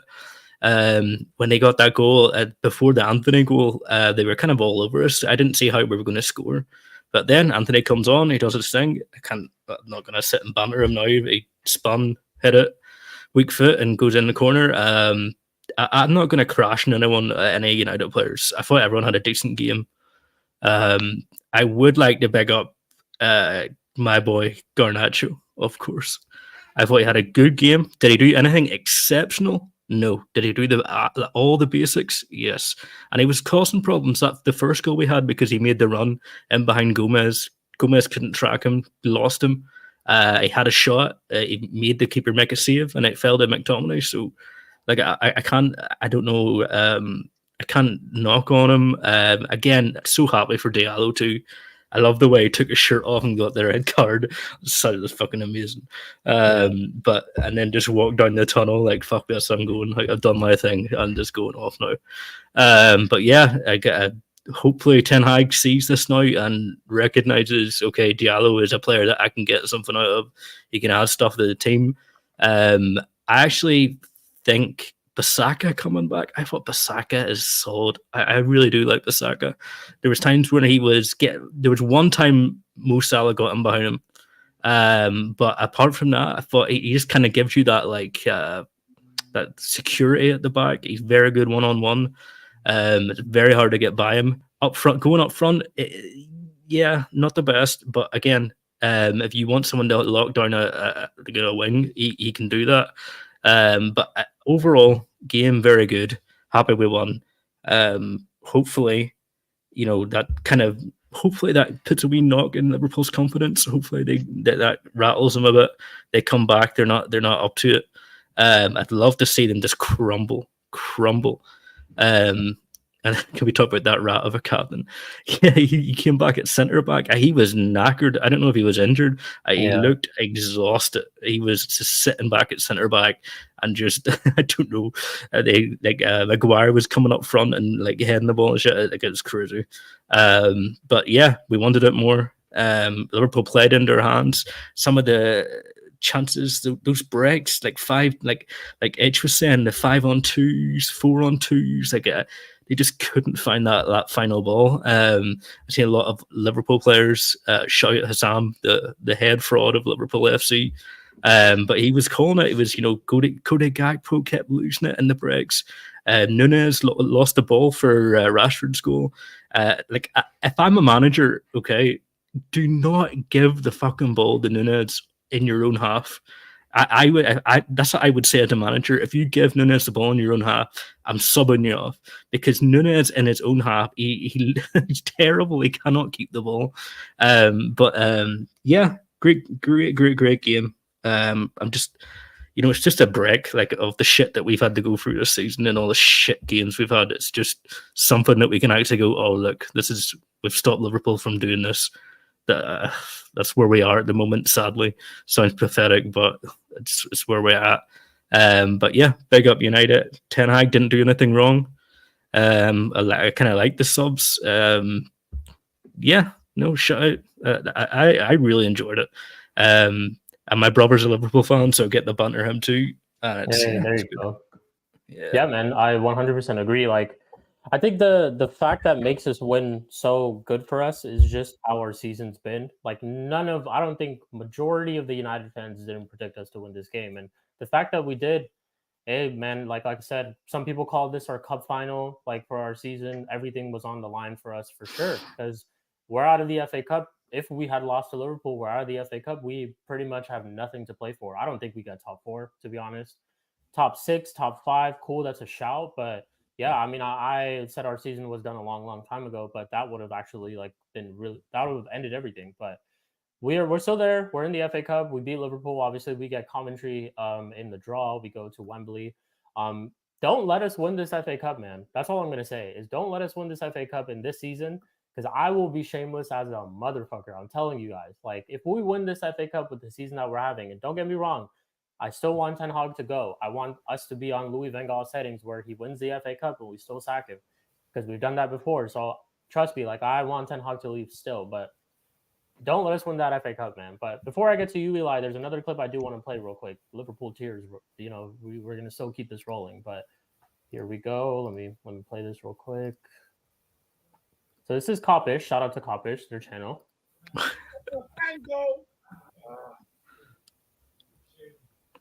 Oh my days. Oh my days. Oh my days.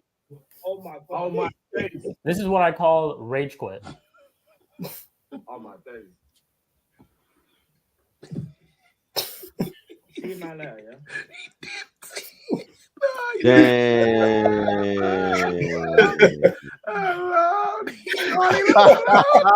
Just leave. Oh, that is funny. Yo, Cal's. Hey, that is so funny. Bro, they love that by itself, bro. Look at He's walking alone right now. He's walking alone.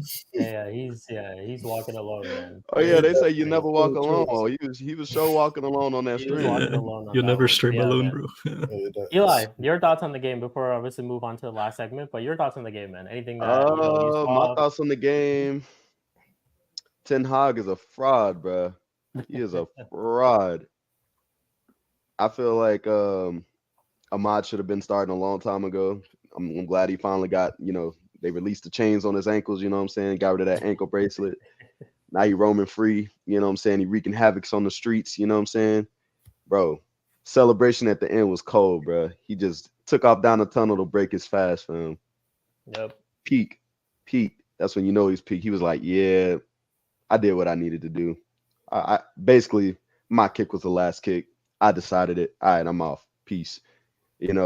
Anthony finally got a little bit of props, you know what I'm saying? Great goal. Fidget spinned his way into a goal with his right foot, you know what I'm saying? Yeah. I couldn't believe it, honestly. Bro, it was mad. I didn't think it was going in. I was like, whoa, okay. Yeah, I couldn't believe it. Good job. Good job, Anthony. Okay, good job.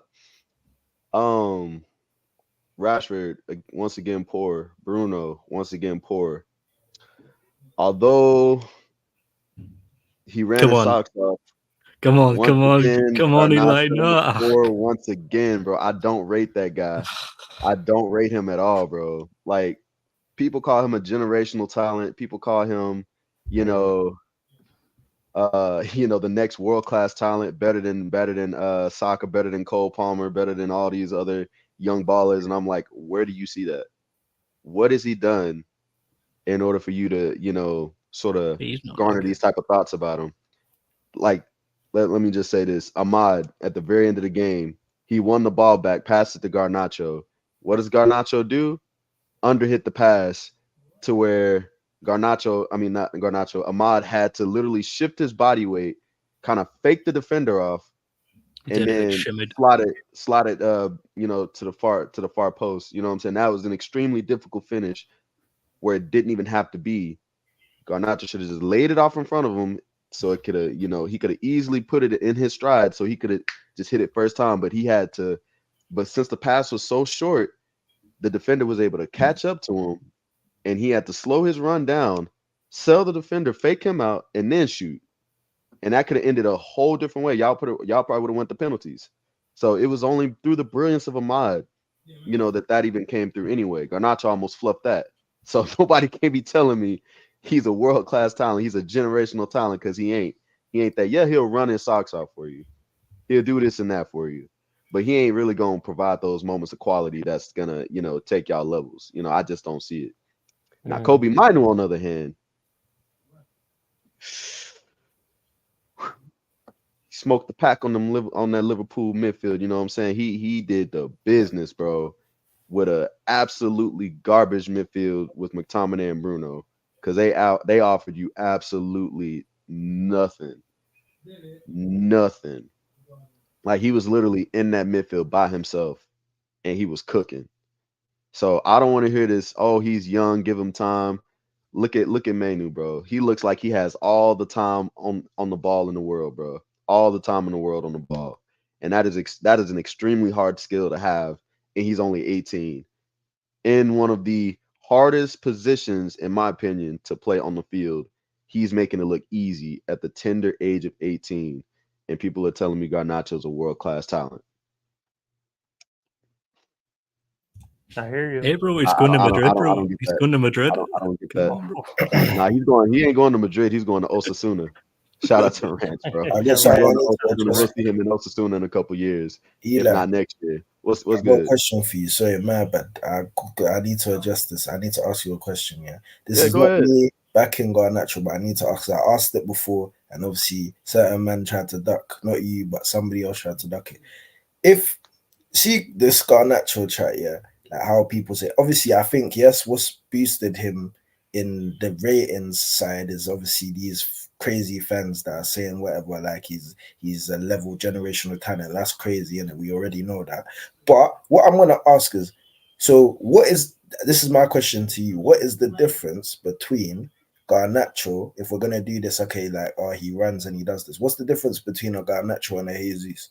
Because obviously I know Jesus is a better player than Garnacho, no doubt. I know that guaranteed. It's not a comparing as in player-wise of what their capabilities, but if Garnacho is running around the field and causing problems, and the first goal happened without Garnacho doing what he does, and then his goal don't happen, even getting the ball from Ahmad, that goal still doesn't happen. So what happens with, like, so for example, you got players like Jesus who kind of basically do the same thing, just put themselves about, obviously cause 2-2 problems for defenders, but like, do you get what I'm saying? Like, there's nothing that really comes out of it, same ways with Garnacho, but there will be the occasional time where their play causes a goal. Do you get? So what would you say to that? I would say that obviously Jesus has, like, he's levels above Garnacho in terms of quality. But I really can't argue that too much, because Jesus said it himself, he doesn't score goals. But I will say this about him though. He does provide that extra pass, you know, that quality pass. Like, we've seen it in the Champions League. We've seen it a couple times quite a few times in the Prem, where he'll deliver like a world-class ball and we're through on goal. You know what I'm saying? And that's something that I don't see Garnacho, you know, having the capacity to do. And even if he does try it, like, he'll either scuff it like he did with the Ahmad chance, or he'll try to shoot instead. Where if there's like 4 people in front of him, he'll still try to shoot and just hit it off the 4 players, which is crazy. Like, I don't think he has any football IQ at all. Whereas Jesus, he definitely has football IQ. It's just that he doesn't apply it in the ways that he should. Like, he's not shooting as much as he should. He's not, you know, I feel like he could definitely impact the game a lot more. He's just so focused on, you know, doing crazy stuff. I don't know. But when you played Spurs, though, sorry, I don't want to take it from United, innit? But when you played Spurs, like, for example, I'll give you times where Garnacho was actually, because I'm not trying to defend him, but I'm trying to give a different perspective. Garnacho, was it last season? Obviously, when United beat City, and then he came on and then he did that little turn and he beat. I think it was Ake. I can't remember if it was Ake or somebody. He beat him. He's played the ball across, and then United won that game. So there's actually been times where he's done certain things for United. If we look at his whole tenure as a player for United in the games he's played, I've seen times where he's done some moments. Yes, I know he's not a good player, but it's like, if we're gonna crucify the guy for certain things we crucify him for, we could go to players that people love to gas up and say that this guy is good, but they don't really hold the same shots like a Jesus, which is why I'm saying that. I'm not saying Garnacho should be Man U's main player. I'm not saying Garnacho should be put in the spotlight, like, yeah, this guy. But I do think sometimes it's like it does now start becoming like an agenda. Obviously, like I said, he's in your team, he's the player that's there. But like the 2 goals that happened again, once again, he's involved in goals. When United played Everton, he was involved in goals. So I don't like, sometimes with not necessarily you, but even just United fans, I don't really understand sometimes where they just always crucify. But the guy is not. It's not like he's literally on the pitch and he's not doing nothing, like a Rashford, for example. Do you get what I'm saying? Yeah. No. I never slagged him off in that regard. I just said like he's gonna put necessarily. I just thought your opinion for the Jesus part, innit? Yeah. Jesus, man. Honestly, if you want my honest opinion, I don't want him at Arsenal. I never wanted him. Like even when we signed him, I was like, why are we getting this city reject? You know what I'm saying? I wanted, and he was supposed to be our main striker. I was like, this dude ain't good enough to be a main striker, because I've seen him enough at City to know that he's not even a striker. He's a winger. You know what I'm saying? He's more of the Jackson role, the Nicholas Jackson role. That's what I think he is. I don't think he's just an out and out striker. Like you can't tell me that.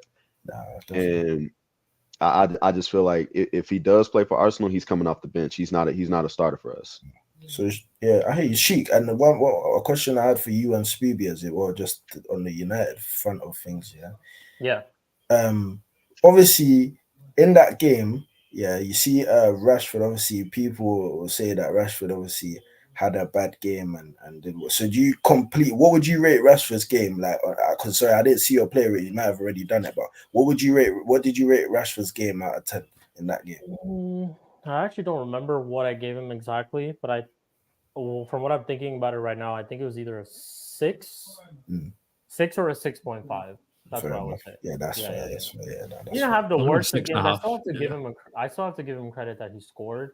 And he brought us back 3-3. But yeah, man, it's just like you see this from Rashford like all the time, where he scores and then he just doesn't do anything else in the game, or like he doesn't do anything else in the game, but then he'll score, like stuff like that. Like he'll get a chance and he'll bury it.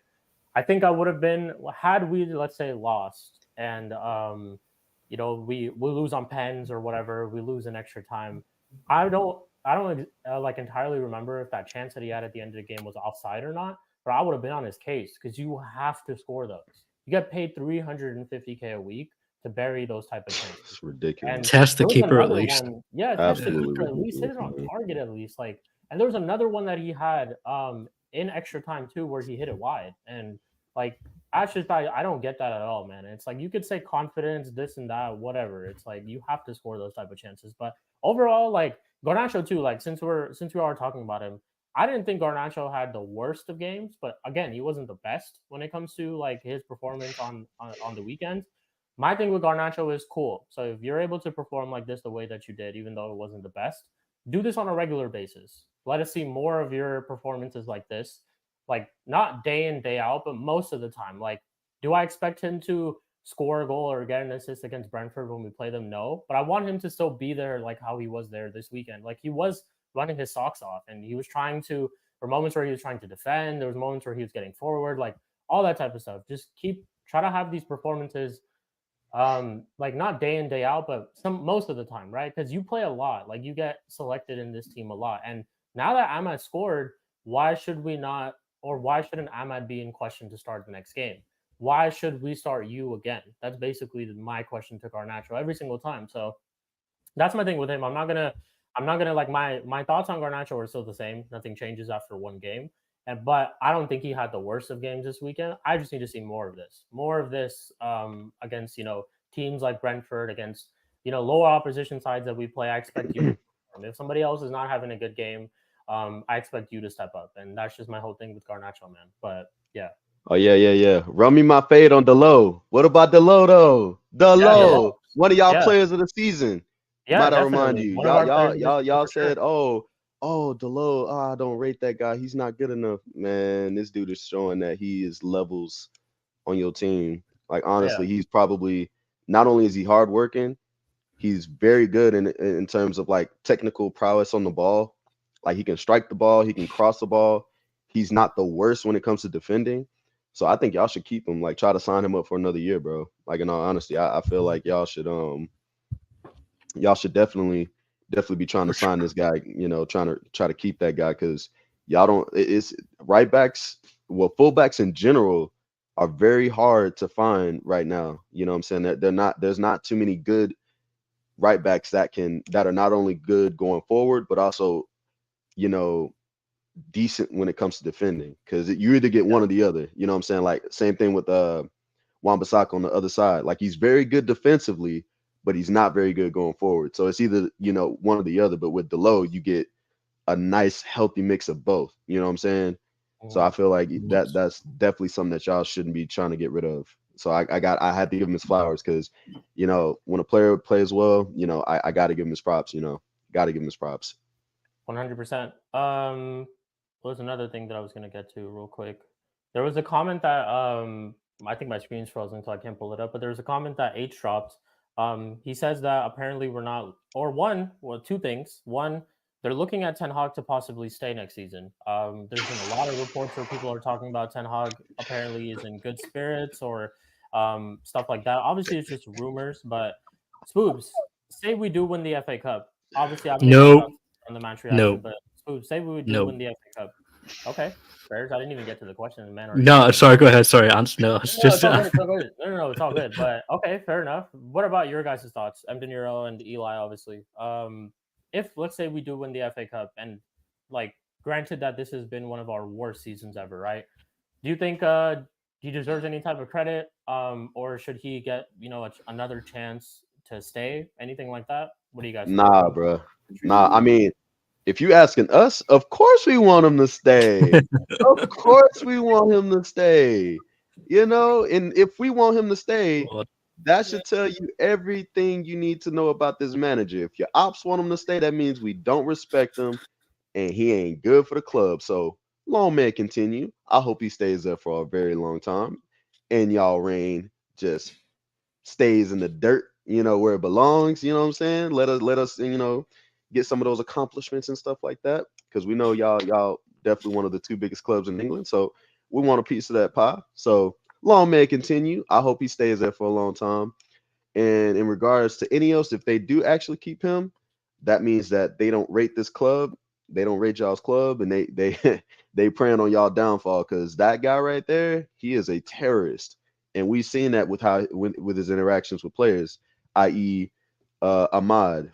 You know, the fact that he started forcing over this guy, that's a slap to the face. No, it's not even a slap. He spit in his face. He was like, "You ain't good enough. This guy forcing's better than you." And look at Ahmad providing that world class strike at the very end to get y'all, you know, through to the semis. You know what I'm saying? So I'm not trying to hear, you know, Ten Hag staying. Like I want him to stay, but you know, I just don't think that, you know, I don't think that's good for y'all at all for where y'all want to be and where y'all trying to go. You know what I'm saying? And the fact that y'all trying to keep him and possibly not keep any like that, I think that's just detrimental to what y'all trying to do because Ahmad, Varane, Casemiro, I'm pretty sure he's fallen out with a couple other players. I'm pretty sure he fell out with Wan-Bissaka. That's why he hasn't been playing. They say it's injury, but it's not an injury. Let's be real here. He just don't rate him. Martial, you know what I'm saying, having bust ups with all these different players. Rashford, you know, he's just not a very good man manager in my opinion. And this team is winning games not because of him. Like I said in the Chelsea segment, they're not winning because of him. They're winning in spite of him. And that's just a testament of the quality that y'all have on the team. You know what I'm saying? Y'all got an imperious defense with Varane, you know, marshaling that defensive line. Kobe Mainu, Casemiro in that midfield. Bruno they're literally carrying a headless chicken in Bruno who literally does nothing. but give the ball away and spam crosses. You know what I'm saying? And the fact that he plays these guys week in and week out, like, I'm not gonna keep slagging Garnacho off because I do think, you know, there is a little bit of potential, but not Man United standard. You know what I'm saying? I don't think he's to the level of Man United, but playing him and Rashford week in, week out when they dropping stinker after stinker after stinker, and you got Antony on the bench that can hold up the ball, is not going to give the ball away too much. Amad Diallo, who's going to give you that spark, you know what I'm saying? He's got that game changing, you know, ability, and we saw it last year in the championship with Sunderland, 10th place Sunderland. You know what I'm saying? He literally won. He got into the team of the season for the championship, which is very hard to do. That's a hard league. And the fact that he's getting, you know, he's not getting minutes over Garnacho, over a crappy Rashford, over an ailing, like a Forson who doesn't really know too much about this league or this game. You know, he gets on and tries to do a job, but it's not enough for a club of Manchester United standards. Now, I'd hear it if it's a lower league club, like a lower table club. I'd hear it. Like, I'm like, oh, okay, cool, that's fine. You know, that's just their level. You know what I'm saying? But I'm not trying to hear it for one of the two biggest clubs in England. You know what I'm saying? I don't want to hear that. That's not the levels of a player of a club of that stature. You know, and I'm gonna hold y'all to that, and I'm gonna keep stepping on y'all neck until y'all get players of that standard in there, and I'm gonna call it out. Just like I'll call it out for my club. I call it out for De Niro's club. You know what I'm saying? I call it out for Chelsea, because these are all big clubs, and if you get players that's not performing to a level, they need to get called out on it. You know what I'm saying? I'm not gonna sit here and try to sugarcoat nothing, because if you sugarcoat it, then people will get used to it, and then they'll keep continuing to think that they can act that way and they can play that way without, you know, having to face any ramifications for their actions or you know, lack thereof. And I don't think it's right. So I'm gonna call it out each and every time, which is why I always get on Garnacho, which is why I always get on Rashford, which is why I always get on Bruno, which is why I always get on these players that are not performing. You know what I'm saying? Just like how I was slagging off my team when we were losing games left, right, and center. Like, you would see me on the call-in shows for Flawless. I call out all my players that aren't performing to the level. You know what I'm saying? And I'm gonna keep doing that. I don't care if it's my team or not, especially because it's my team. You know what I'm saying? So that's just how I look at it. So I don't want anybody to take it the wrong way if I'm slagging your playoff. Just know that I do the exact same thing for my team, probably even harsher because it's my team, and I expect more from them. You know what I'm saying? So that's into my little rant, into my tirade. You know, I'm gonna go ahead and pass the buck.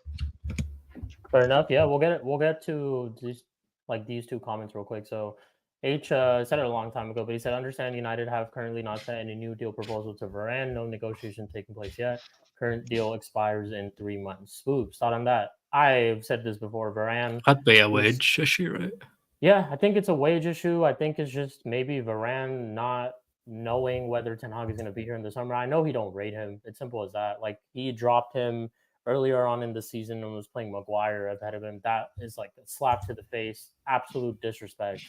Yeah, I just honestly, like, as much as I would love to keep Varane, if that is the case, then so be it, man. Like, we can't be in a situation where we have to move on, especially if we're getting a regime, like if we're getting a structure, we should be able to go and sign players. And I don't want us to just be on this whole thing where, oh, like, wish we had Varane, we've got to keep players like Varane. I want us to be a serious club, and serious clubs can get rid of players like this and still cope and be okay with it. So that's just my kind of thing. But if you ask me, Varane 100%, I still want him at the club. I think he's still, I won't say world class, but I still think he's like exceptional. He adds a lot to our team, or to our defense too. Like, when he's there, I do feel a sense of security with Varane, to be honest. But yeah, man, it is what it is. Like, if we don't keep him, cool. If he leaves on a free or whatever, that just kind of sucks. That just tells us about the Glazers and our ownership and stuff in a nutshell. But I'd love for us to keep Varane, but it is what it is, man, to be honest. Swoops, your thoughts on that, bro? Yeah, that same. If he's not going to take a wage cut, then I'd go get rid of him. I want, like anyone, to start with new. I want new signings. I want some statement signings. This your reign. This is your legacy. It's starting now. If you try and move players on, dependent on the manager as well, we don't know what's happening there. Oh god, I've been seeing Southgate shit today, and I'm like, I don't want to see this. I don't want to fucking see it. But yeah, I don't mind getting rid of him, and then replacing him. As long as we get a proper replacement, and we're not gonna, like get someone that is not tested. I want a world class replacement, not someone that isn't there, like it isn't up to that standard of Varane. Because I do think he's a top player still. I think he would start for most teams in the Prem, but if he's not getting on with the manager, if he wants too much money, then yeah, move him on. It is what it is, right? Yep. And then one more comment right here. AJ, shout out to you, man. He asked us, can I please ask what you make that Sir Jim first signings is looking likely to be a boyhood Manchester United fan? Even I think he says Evan Ferguson as a second striker. My thoughts on this is last thing we need in our club is more passion merchants. I think we need more players who are actually fit in the position. Like if we're looking to just sign players who are boyhood United fans, this and that, whatever, I hear it, but that shouldn't be our main priority. Our main priority should be looking to get players who are actually fit in that position, who can work in a system. Like, let's say whoever this manager is that Sir Jim appoints or Ineos appoint. What they should do is, sit down with everyone, have like a little bit of like a conference talk and sit down and be like, okay, this is the type of manager that we're looking to get. This is the style of football that we want to play. These are the players that would fit this style of football. Go and get those players. That's just my thing. I don't think we should go off for more passion merchants because Bruno is a passion merchant. Bruno will fight for the shirt, do this, do that. But look at how Bruno plays. It's all about ability at the end of the day. It's not about how much you love the club. Like all of that type of stuff. We've seen, like I was trolling about Cole Palmer a couple of minutes ago that he was a boyhood Man United fan. The guy gives his all when it comes to playing for teams like Chelsea and teams like Manchester City. So none of that thing should be like a actual factor in trying to select a player. I think it should solely be based on ability. That's just my opinion. But Spoobs, what do you think about that, bro? See, Evan Ferguson, I don't know. He's a weird player. I haven't seen him consistently enough. He kind of goes off. Like I don't know if it's De Zerbi or injury or the way De Zerbi rotates his players. He loves to fucking rotate his whole squad the whole time. I haven't seen enough of him. Like game in, game out. He pops up. He gets like a hat. Like didn't he get like a hat trick last time he played or some shit? Yeah, and then kind of just disappears. I'd be a bit skeptical about going to him because I'm sure Brighton are going to be fucking extortionate with the amount of money they want for him. But yeah, get rid of Bruno. I would move Bruno on. Please, Saudi Arabian clubs, come take Bruno. Please, I beg. Please come and get Bruno. I hope Ronaldo puts in a word at his club to get Bruno at his team. But yeah, and then it starts signing some just proper player. Like, I'm nervous about it, but I'm also excited. I don't know if I should trust Ineos or not. I'm not sure. Fair enough. Another was something that you've dropped. Manchester United have held talks with Olise's entourage to discuss the possibility of a deal. Olise would be very, very interested in a move to Old Trafford. The idea of joining the club excites him. If he had Chelsea and United on the table as options, he would go to United. Hey, I would take Olise, man. Olise would be an upgrade to Garnacho and Antony, and play Olise and then bring off Ahmed on the bench or make them fight for that position. Like I think that would be a good signing for sure. Olise, I think, is a baller. I remember when he scored against us, that free kick, Crystal Palace versus United. It was last year, I believe. He didn't celebrate. He looked disgusted actually to score. So I mean, I've seen it. I've seen him, but it comes back to the same thing. Olise, don't get me wrong, he is a United fan. I'm not saying we should get him because he's a United fan. I think we should get him because he's actually a decent player. He's someone who would fit into our team. But like I said, it all depends on who our new coach is, whether the style of play would fit Olise or not. If they think Olise is a good fit for that style of play, 100%. I don't oppose that signing at all. But Scoops, your thoughts on that Olise signing? And then we'll move on to. Yeah, I'd love Olise. I mean, if his injury record is the only kind of doubtful thing I have about him. But yeah, everything's up in the air. But we're being linked to people left, right, and center. We don't even know who your new manager is yet. It's all up in the air. Who knows what's gonna happen? Like all this Southgate and Potter stuff. Like who knows? Who really fucking knows? Yeah. True. Cool. All right, real quick. Yeah, go on. I would say Y'all will be fools to let go of Varane. I'm just saying that right now. I'll tell you Yeah, that I for know. I free. mean, it's like Like I don't 100%. care how Better much y'all team. need to pay this man. Y'all need to keep him because not only is he good for the now, he's also good for the future in terms of mentoring that young back line. Because if Right. y'all don't have anything like depending on who y'all recruit, if y'all get somebody that's at his level or or thereabouts, if y'all ain't gonna get that player, keep him. Keep him Yeah. and let him mentor those young players because he's won it all. He's won everything. So if I had him on my team, I'll try to keep him. I'll try to keep him because it's not like he's been dropping stinkers. Like he's literally kept y'all in games. Like Yeah. if y'all didn't have him this season, y'all would be so much. Y'all would probably be down there where Chelsea is right now, probably even Yeah. worse because he's kept y'all in so many games, so many games. 100%. It's about who they have in mind to replace him. If they're, yeah, you're right. You're right. Yeah. If we don't, no, I totally agree. If we don't have anybody, I hope there's some sort of short list that they've made of players that they're looking to sign. But if there's not a center back of Varane's quality that they're looking to sign, then yeah, keep Varane. Makes no sense to let him go at all. But Mhm. still have 3 months. A lot can change. Who knows, man? Who knows? We'll see. We'll see what happens. But cool. We'll move on to the final segment. This is not going to be too long because obviously the game already took place a while ago. But Arsenal won on penalties versus Porto, and then obviously the draw has been made where they have gone Bayern Munich in the quarterfinals of the Champions League. Eli, we'll start with you, man. Thoughts on the game, the Porto game, of course, and then also just thoughts on the draw itself, man. Give us your predictions and stuff like that. We'll go with everyone. And then we'll get to the final forfeit that we'll do. Trust me, I'm Beniro. I didn't forget about that forfeit, bro. We will do that final forfeit, and then we'll call it quits for this stream because it has been almost 2 hours. But go on, Eli. Floor is yours, man. In terms of the game, I thought it was crap. I thought we were crap. We played like absolute dog shite. You know what I'm saying? We played to Porto's game instead of playing our own. And the crazy thing about it is that we were at home.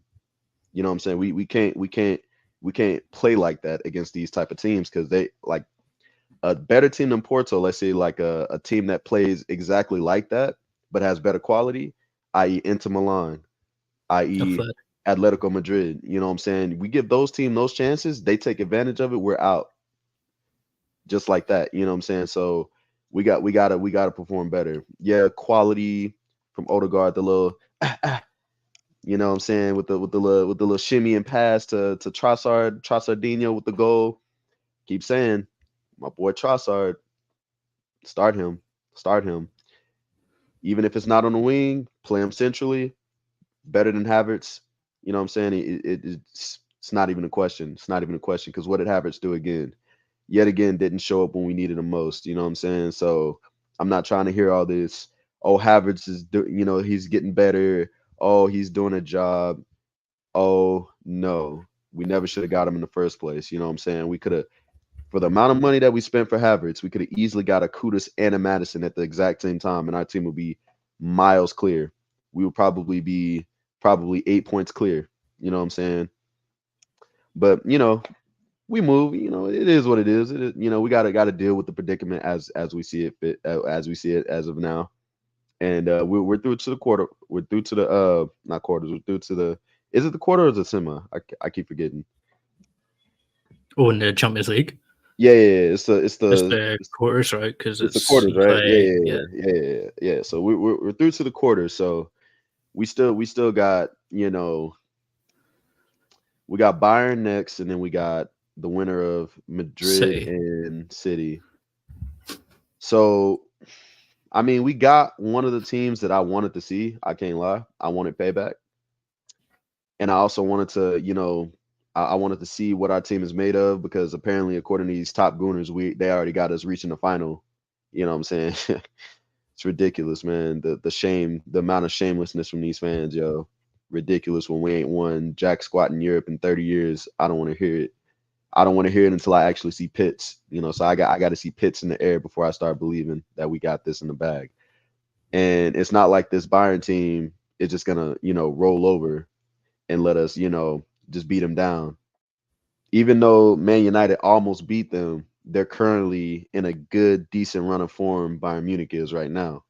And they're not scared of us. They're not scared of Arsenal. So we got to do the business in this home leg, because if we don't beat them here in this home leg, if we don't go into the Allianz Arena with at least a 2 or 3 goal lead, I don't see us beating it. I don't see us beating them, because we just, I don't trust the mettle of this team. We don't have enough, we don't have enough dogs in our team. We really don't. That's why we needed to go out and get some, like Kudus, bro. We could have got a Kudus, bro. He'll always be for it. He'll always be down for a fight. I mean, we got Declan. Declan, he's down for a scrap, which I rate. Gabrielle is down for a scrap, which I rate.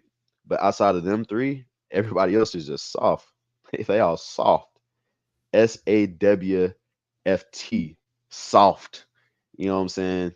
Crazy, bro. Like, do I think we have a chance of getting at least past Bayern? Yes. I do think we have a chance, which is crazy. Which is crazy to think. You wouldn't have thought this, a few years back. But I think we got a chance of winning. Are we gonna win though? It remains to be seen. And even if we do get past them, we still got to play the winner of City or Madrid. So it's looking long, man. It's looking long. I in terms of, do I think we'll reach the final? We'll see. It all depends on how we dispatch Bayern. If we dispatch Bayern, you know what I'm saying? So it's all dependent on that and our form in the league. Because if we lose in any one of these competitions, right off the season, because I don't think our team will be able to bounce back. Fairs. AJ said to himself, he says, if Bayern Munich knock us out, sack Arteta in Germany. I agree, man. Fair enough. I think you guys are very capable of beating this Bayern team, but at the same time, I wouldn't take Bayern lightly. They have nothing else really to play for. I think the league Bundesliga is dead. Exactly. Their main focus will be on the Champions League. And I don't know if you guys have seen some of their results lately. They scored like 8 a couple of weeks ago. They've been scoring goals left and right. Oh, trust. I've been keeping up with them. Yeah, man. Harry Kane I've been keeping will up, man. definitely be up for this game. Like, this Oh, game yeah. isn't like, you could probably bet your house on it that Harry Kane scores a stinker of a penalty or some shit like that against Arsenal. Like, something like that will probably happen. But cool. We'll move on to M. De Niro, obviously North London rival. Your thoughts on this game, man? Just thoughts on Porto, the Porto game and Bayern Munich in the Champions League. Then we'll move to Spoobs. Yeah, before I touch on the Bayern, obviously the Porto game, it was a bit of a rubbish game, to be honest. I think obviously Porto, where they lack attacking threat up front, all they really had was that Evan Nilsson, and then obviously I think the Pedro guy and the what's his name? I can't remember. Is it Pedro or something? Or anyways, he's the small player that was playing. Like, Conceição. Yeah. There's another one as well. Who's that? I forgot his name. Or was it Pepe? Pepe, that's it. Yeah, like in the first leg he was good, but in this second leg he didn't really do that. And so and then Ganello too. Yeah, you get me. So, but I think obviously the threat ain't like a mad threat. Obviously your defense nullified them, innit? Like, it was just one of those games. But I think in that game they did have 2 chances, but that's what I'm saying. The threat ain't their threat, because if that was a better team and they had actual guys that can actually finish in them type of situations, because there was a one shot that they had that obviously it was kind of easy for Rare to save. It was like a snapshot. But I think a better striker, he might score that or make Rare work way more harder than he had to work for that shot. But I think obviously, like I said, your defense nullified them. But I will say once again, like, if there was a better attacking threat in that game, maybe the game goes a different way. Then I do also think as well that personally Porto came into that game with the right game plan. For most of the game, they actually held it down. The problem is that it's actually sad that this happened, and it was actually from a player who I thought would stop these type of things from happening. But the Trossard goal, because obviously the what's it called? The defender steps out. Obviously, it was a beautiful pass from Odegaard, but it could have been stopped because the defender steps out, and Pepe doesn't, as a defender who's been in the game for so long, you would normally see that from a mile away, because you know what Odegaard does, man. He plays in gaps. These are the type of balls that he thrives at. So as a experienced defender, you would really step out. So you would step out and then obviously play Trossard offside, whereas he's played him on. He's not really concentrating in that moment of time. And then obviously Trossard, it was a good finish. But I don't think Arsenal we either offered anything really that made me think, right, like, yeah, you played well or like you execute that you went all the way to penalties. Obviously, a win's a win. Take the W, you get me? Like if I 4 was shots like, on target, bro, in you get what I'm 120 saying? minutes. That's what it is. So, but like I Ridiculous. said, if I'm an Arsenal fan, I'll take the W. How I can get the W is cup football in it. So you take your W's however I'll you take can a get. stinky win, bro. I'll take a stinky win. You get me? So it's one of those. So it was. Yeah, I agree with you. Like you get me. You take a stinky win in the cup. You won the game. You're through to the next round. But like what I did say about this is one thing I said that was actually in your favor for the Porto thing was you played Porto at home. You played Porto away first, and then you played at home second.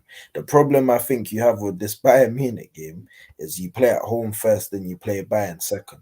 So Yep. if you Right. mess up at home, I think you go to that Allianz Arena and you crumble because that arena is not a place to go when it's a second leg. Maybe even if you're winning 1-0, that's a dangerous place to go. The fans will be up for it. You know how it gets in Germany; they take stuff seriously there. But I do think that what may be in Arsenal's favor, which I don't know if you guys know, but Bayern Munich fans are banned for the game against Arsenal. So Arsenal Stadium is going to be straight Arsenal fans. So I feel like that could go in your favor to actually maybe get something out of that game to actually, because whether you like or not, fans play a big part in football. So I think, yeah, man, if Arsenal can get maybe a 2 to 3 goal lead in the home leg, then yeah, I think you could get through that tie. But yeah, just park the bus, man. I'll just park the bus, take a stinky win, bro. Yeah, That's man. all I need.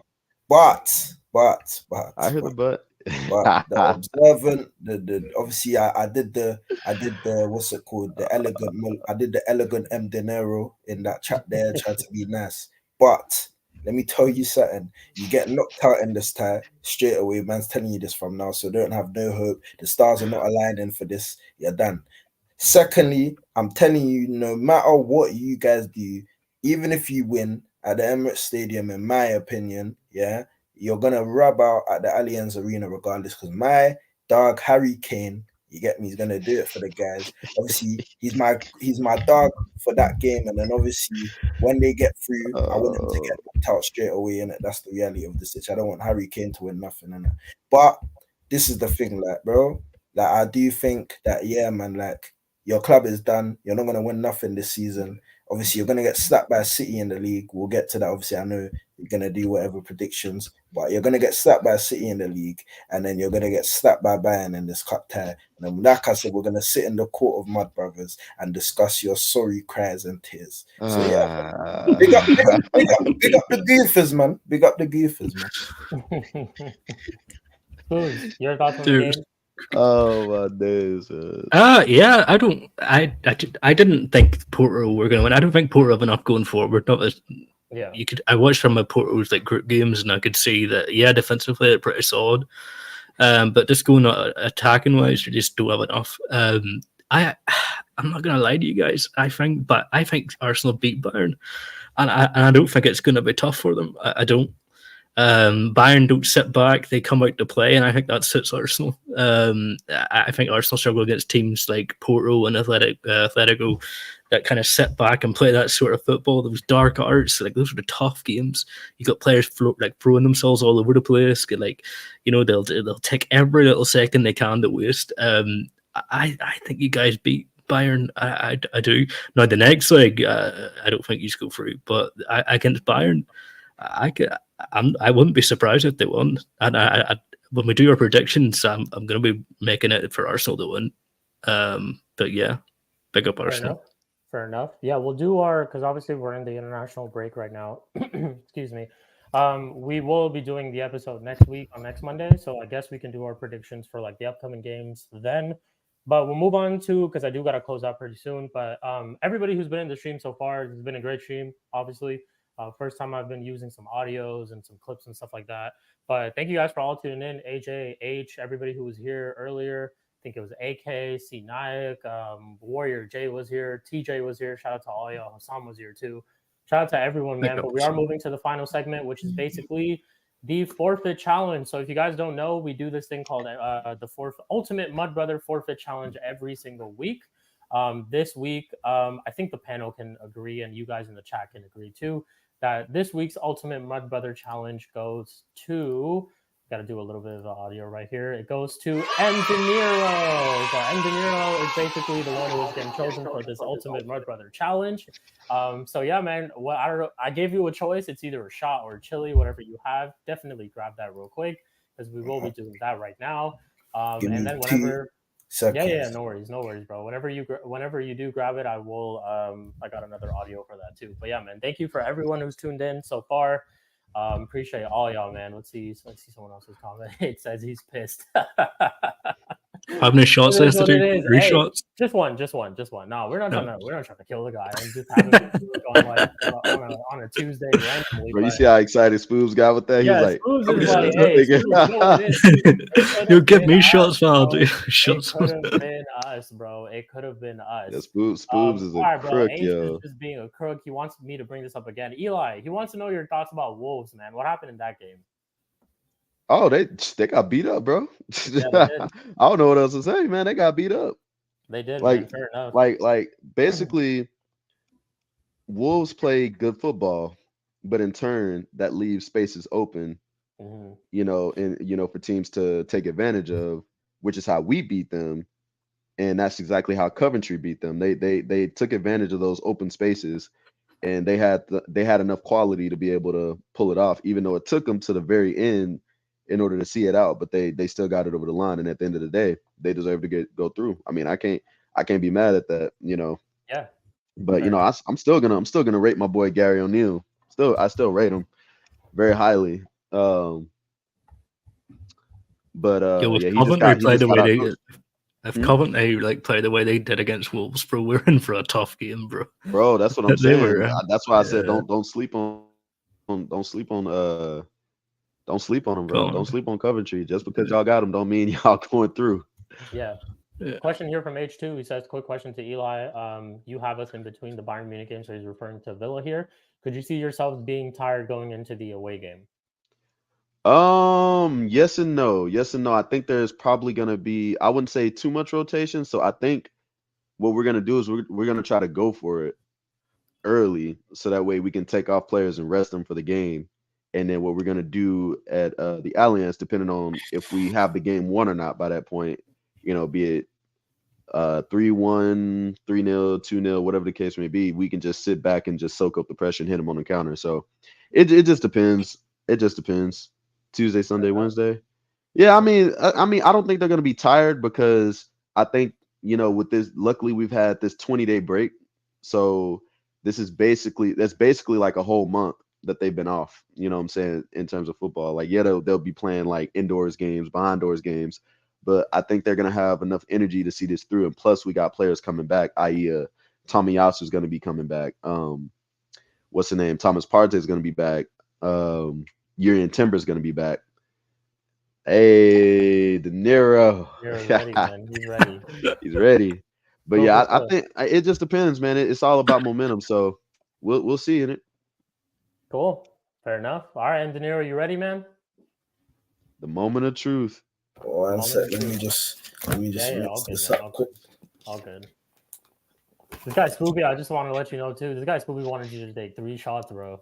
Yeah, he said, is he taking 3 shots?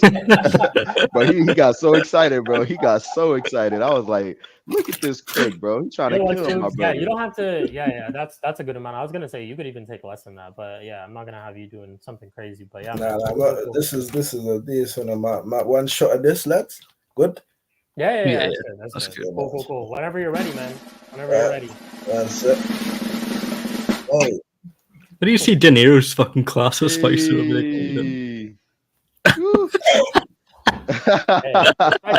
Respect to him, De Niro.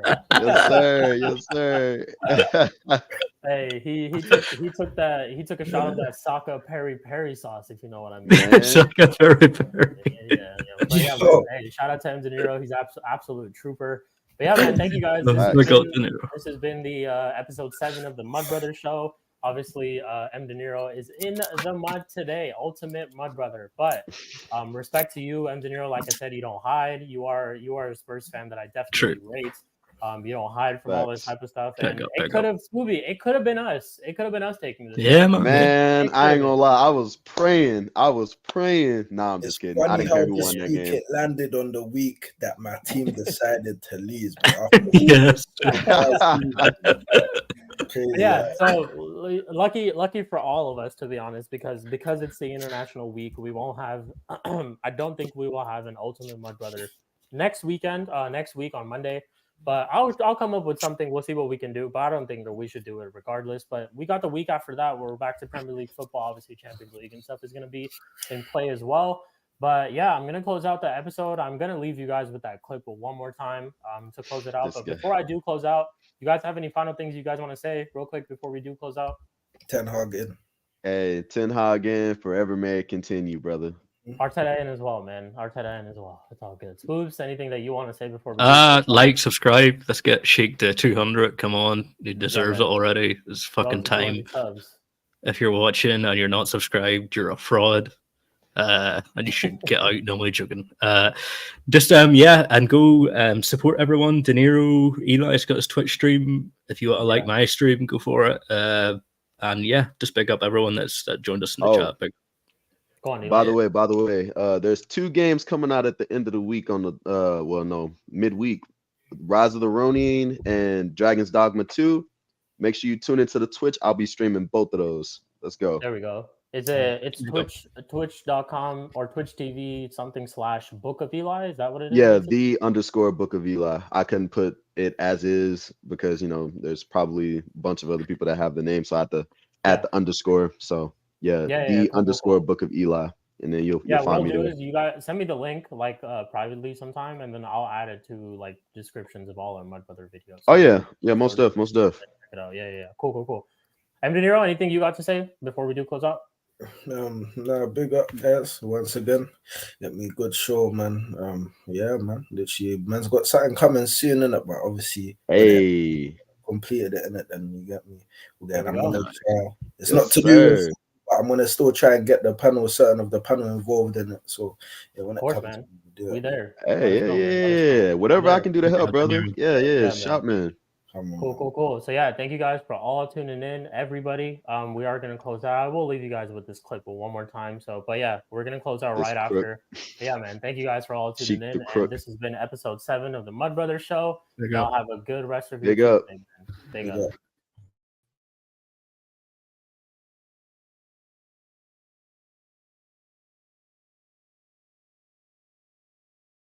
Him. Anthony, he does enough. Brennan Johnson crosses. Werner can't even redirect it now. No one can redirect it. These are the only ways that they score is in front of the net, just direct it in. And they haven't done it not once. Werner or Johnson. Bro! Oh my God! Bro, Werner... Oh my God, this is what everyone gets for saying they'll spend 15 mil on you. What a fraud. You and Brennan Johnson, this is the only way that y'all score goals. We just sizzle it and you just put your foot there. Here comes ball, put your foot there, redirect. That's it. What do you mean by easy. That? I could do it. I'm a goalkeeper and I could do that. Here's Werner on the left. Please, Werner. Simicas delivery, Virgil header, please. Crossed in. Almost into Virgil, to be fair. Oh my God, look how we lose the ball. Counter-attacking opportunity here for Man United. Garnacho, Amad Diallo, shot, and they score, and they win the game at the dead. And this is the absolute most pathetic, disgraceful performance of Liverpool Football Club this whole year. So complacent, such an idiotic decision there from Harvey Elliott. And Liverpool are out the cup. Let's just say it as it is. Liverpool are out this cup, man. We're done. We're finished. We're done. Absolute disgrace. Absolute disgraceful performance. The worst performance of Liverpool Football Club this whole year.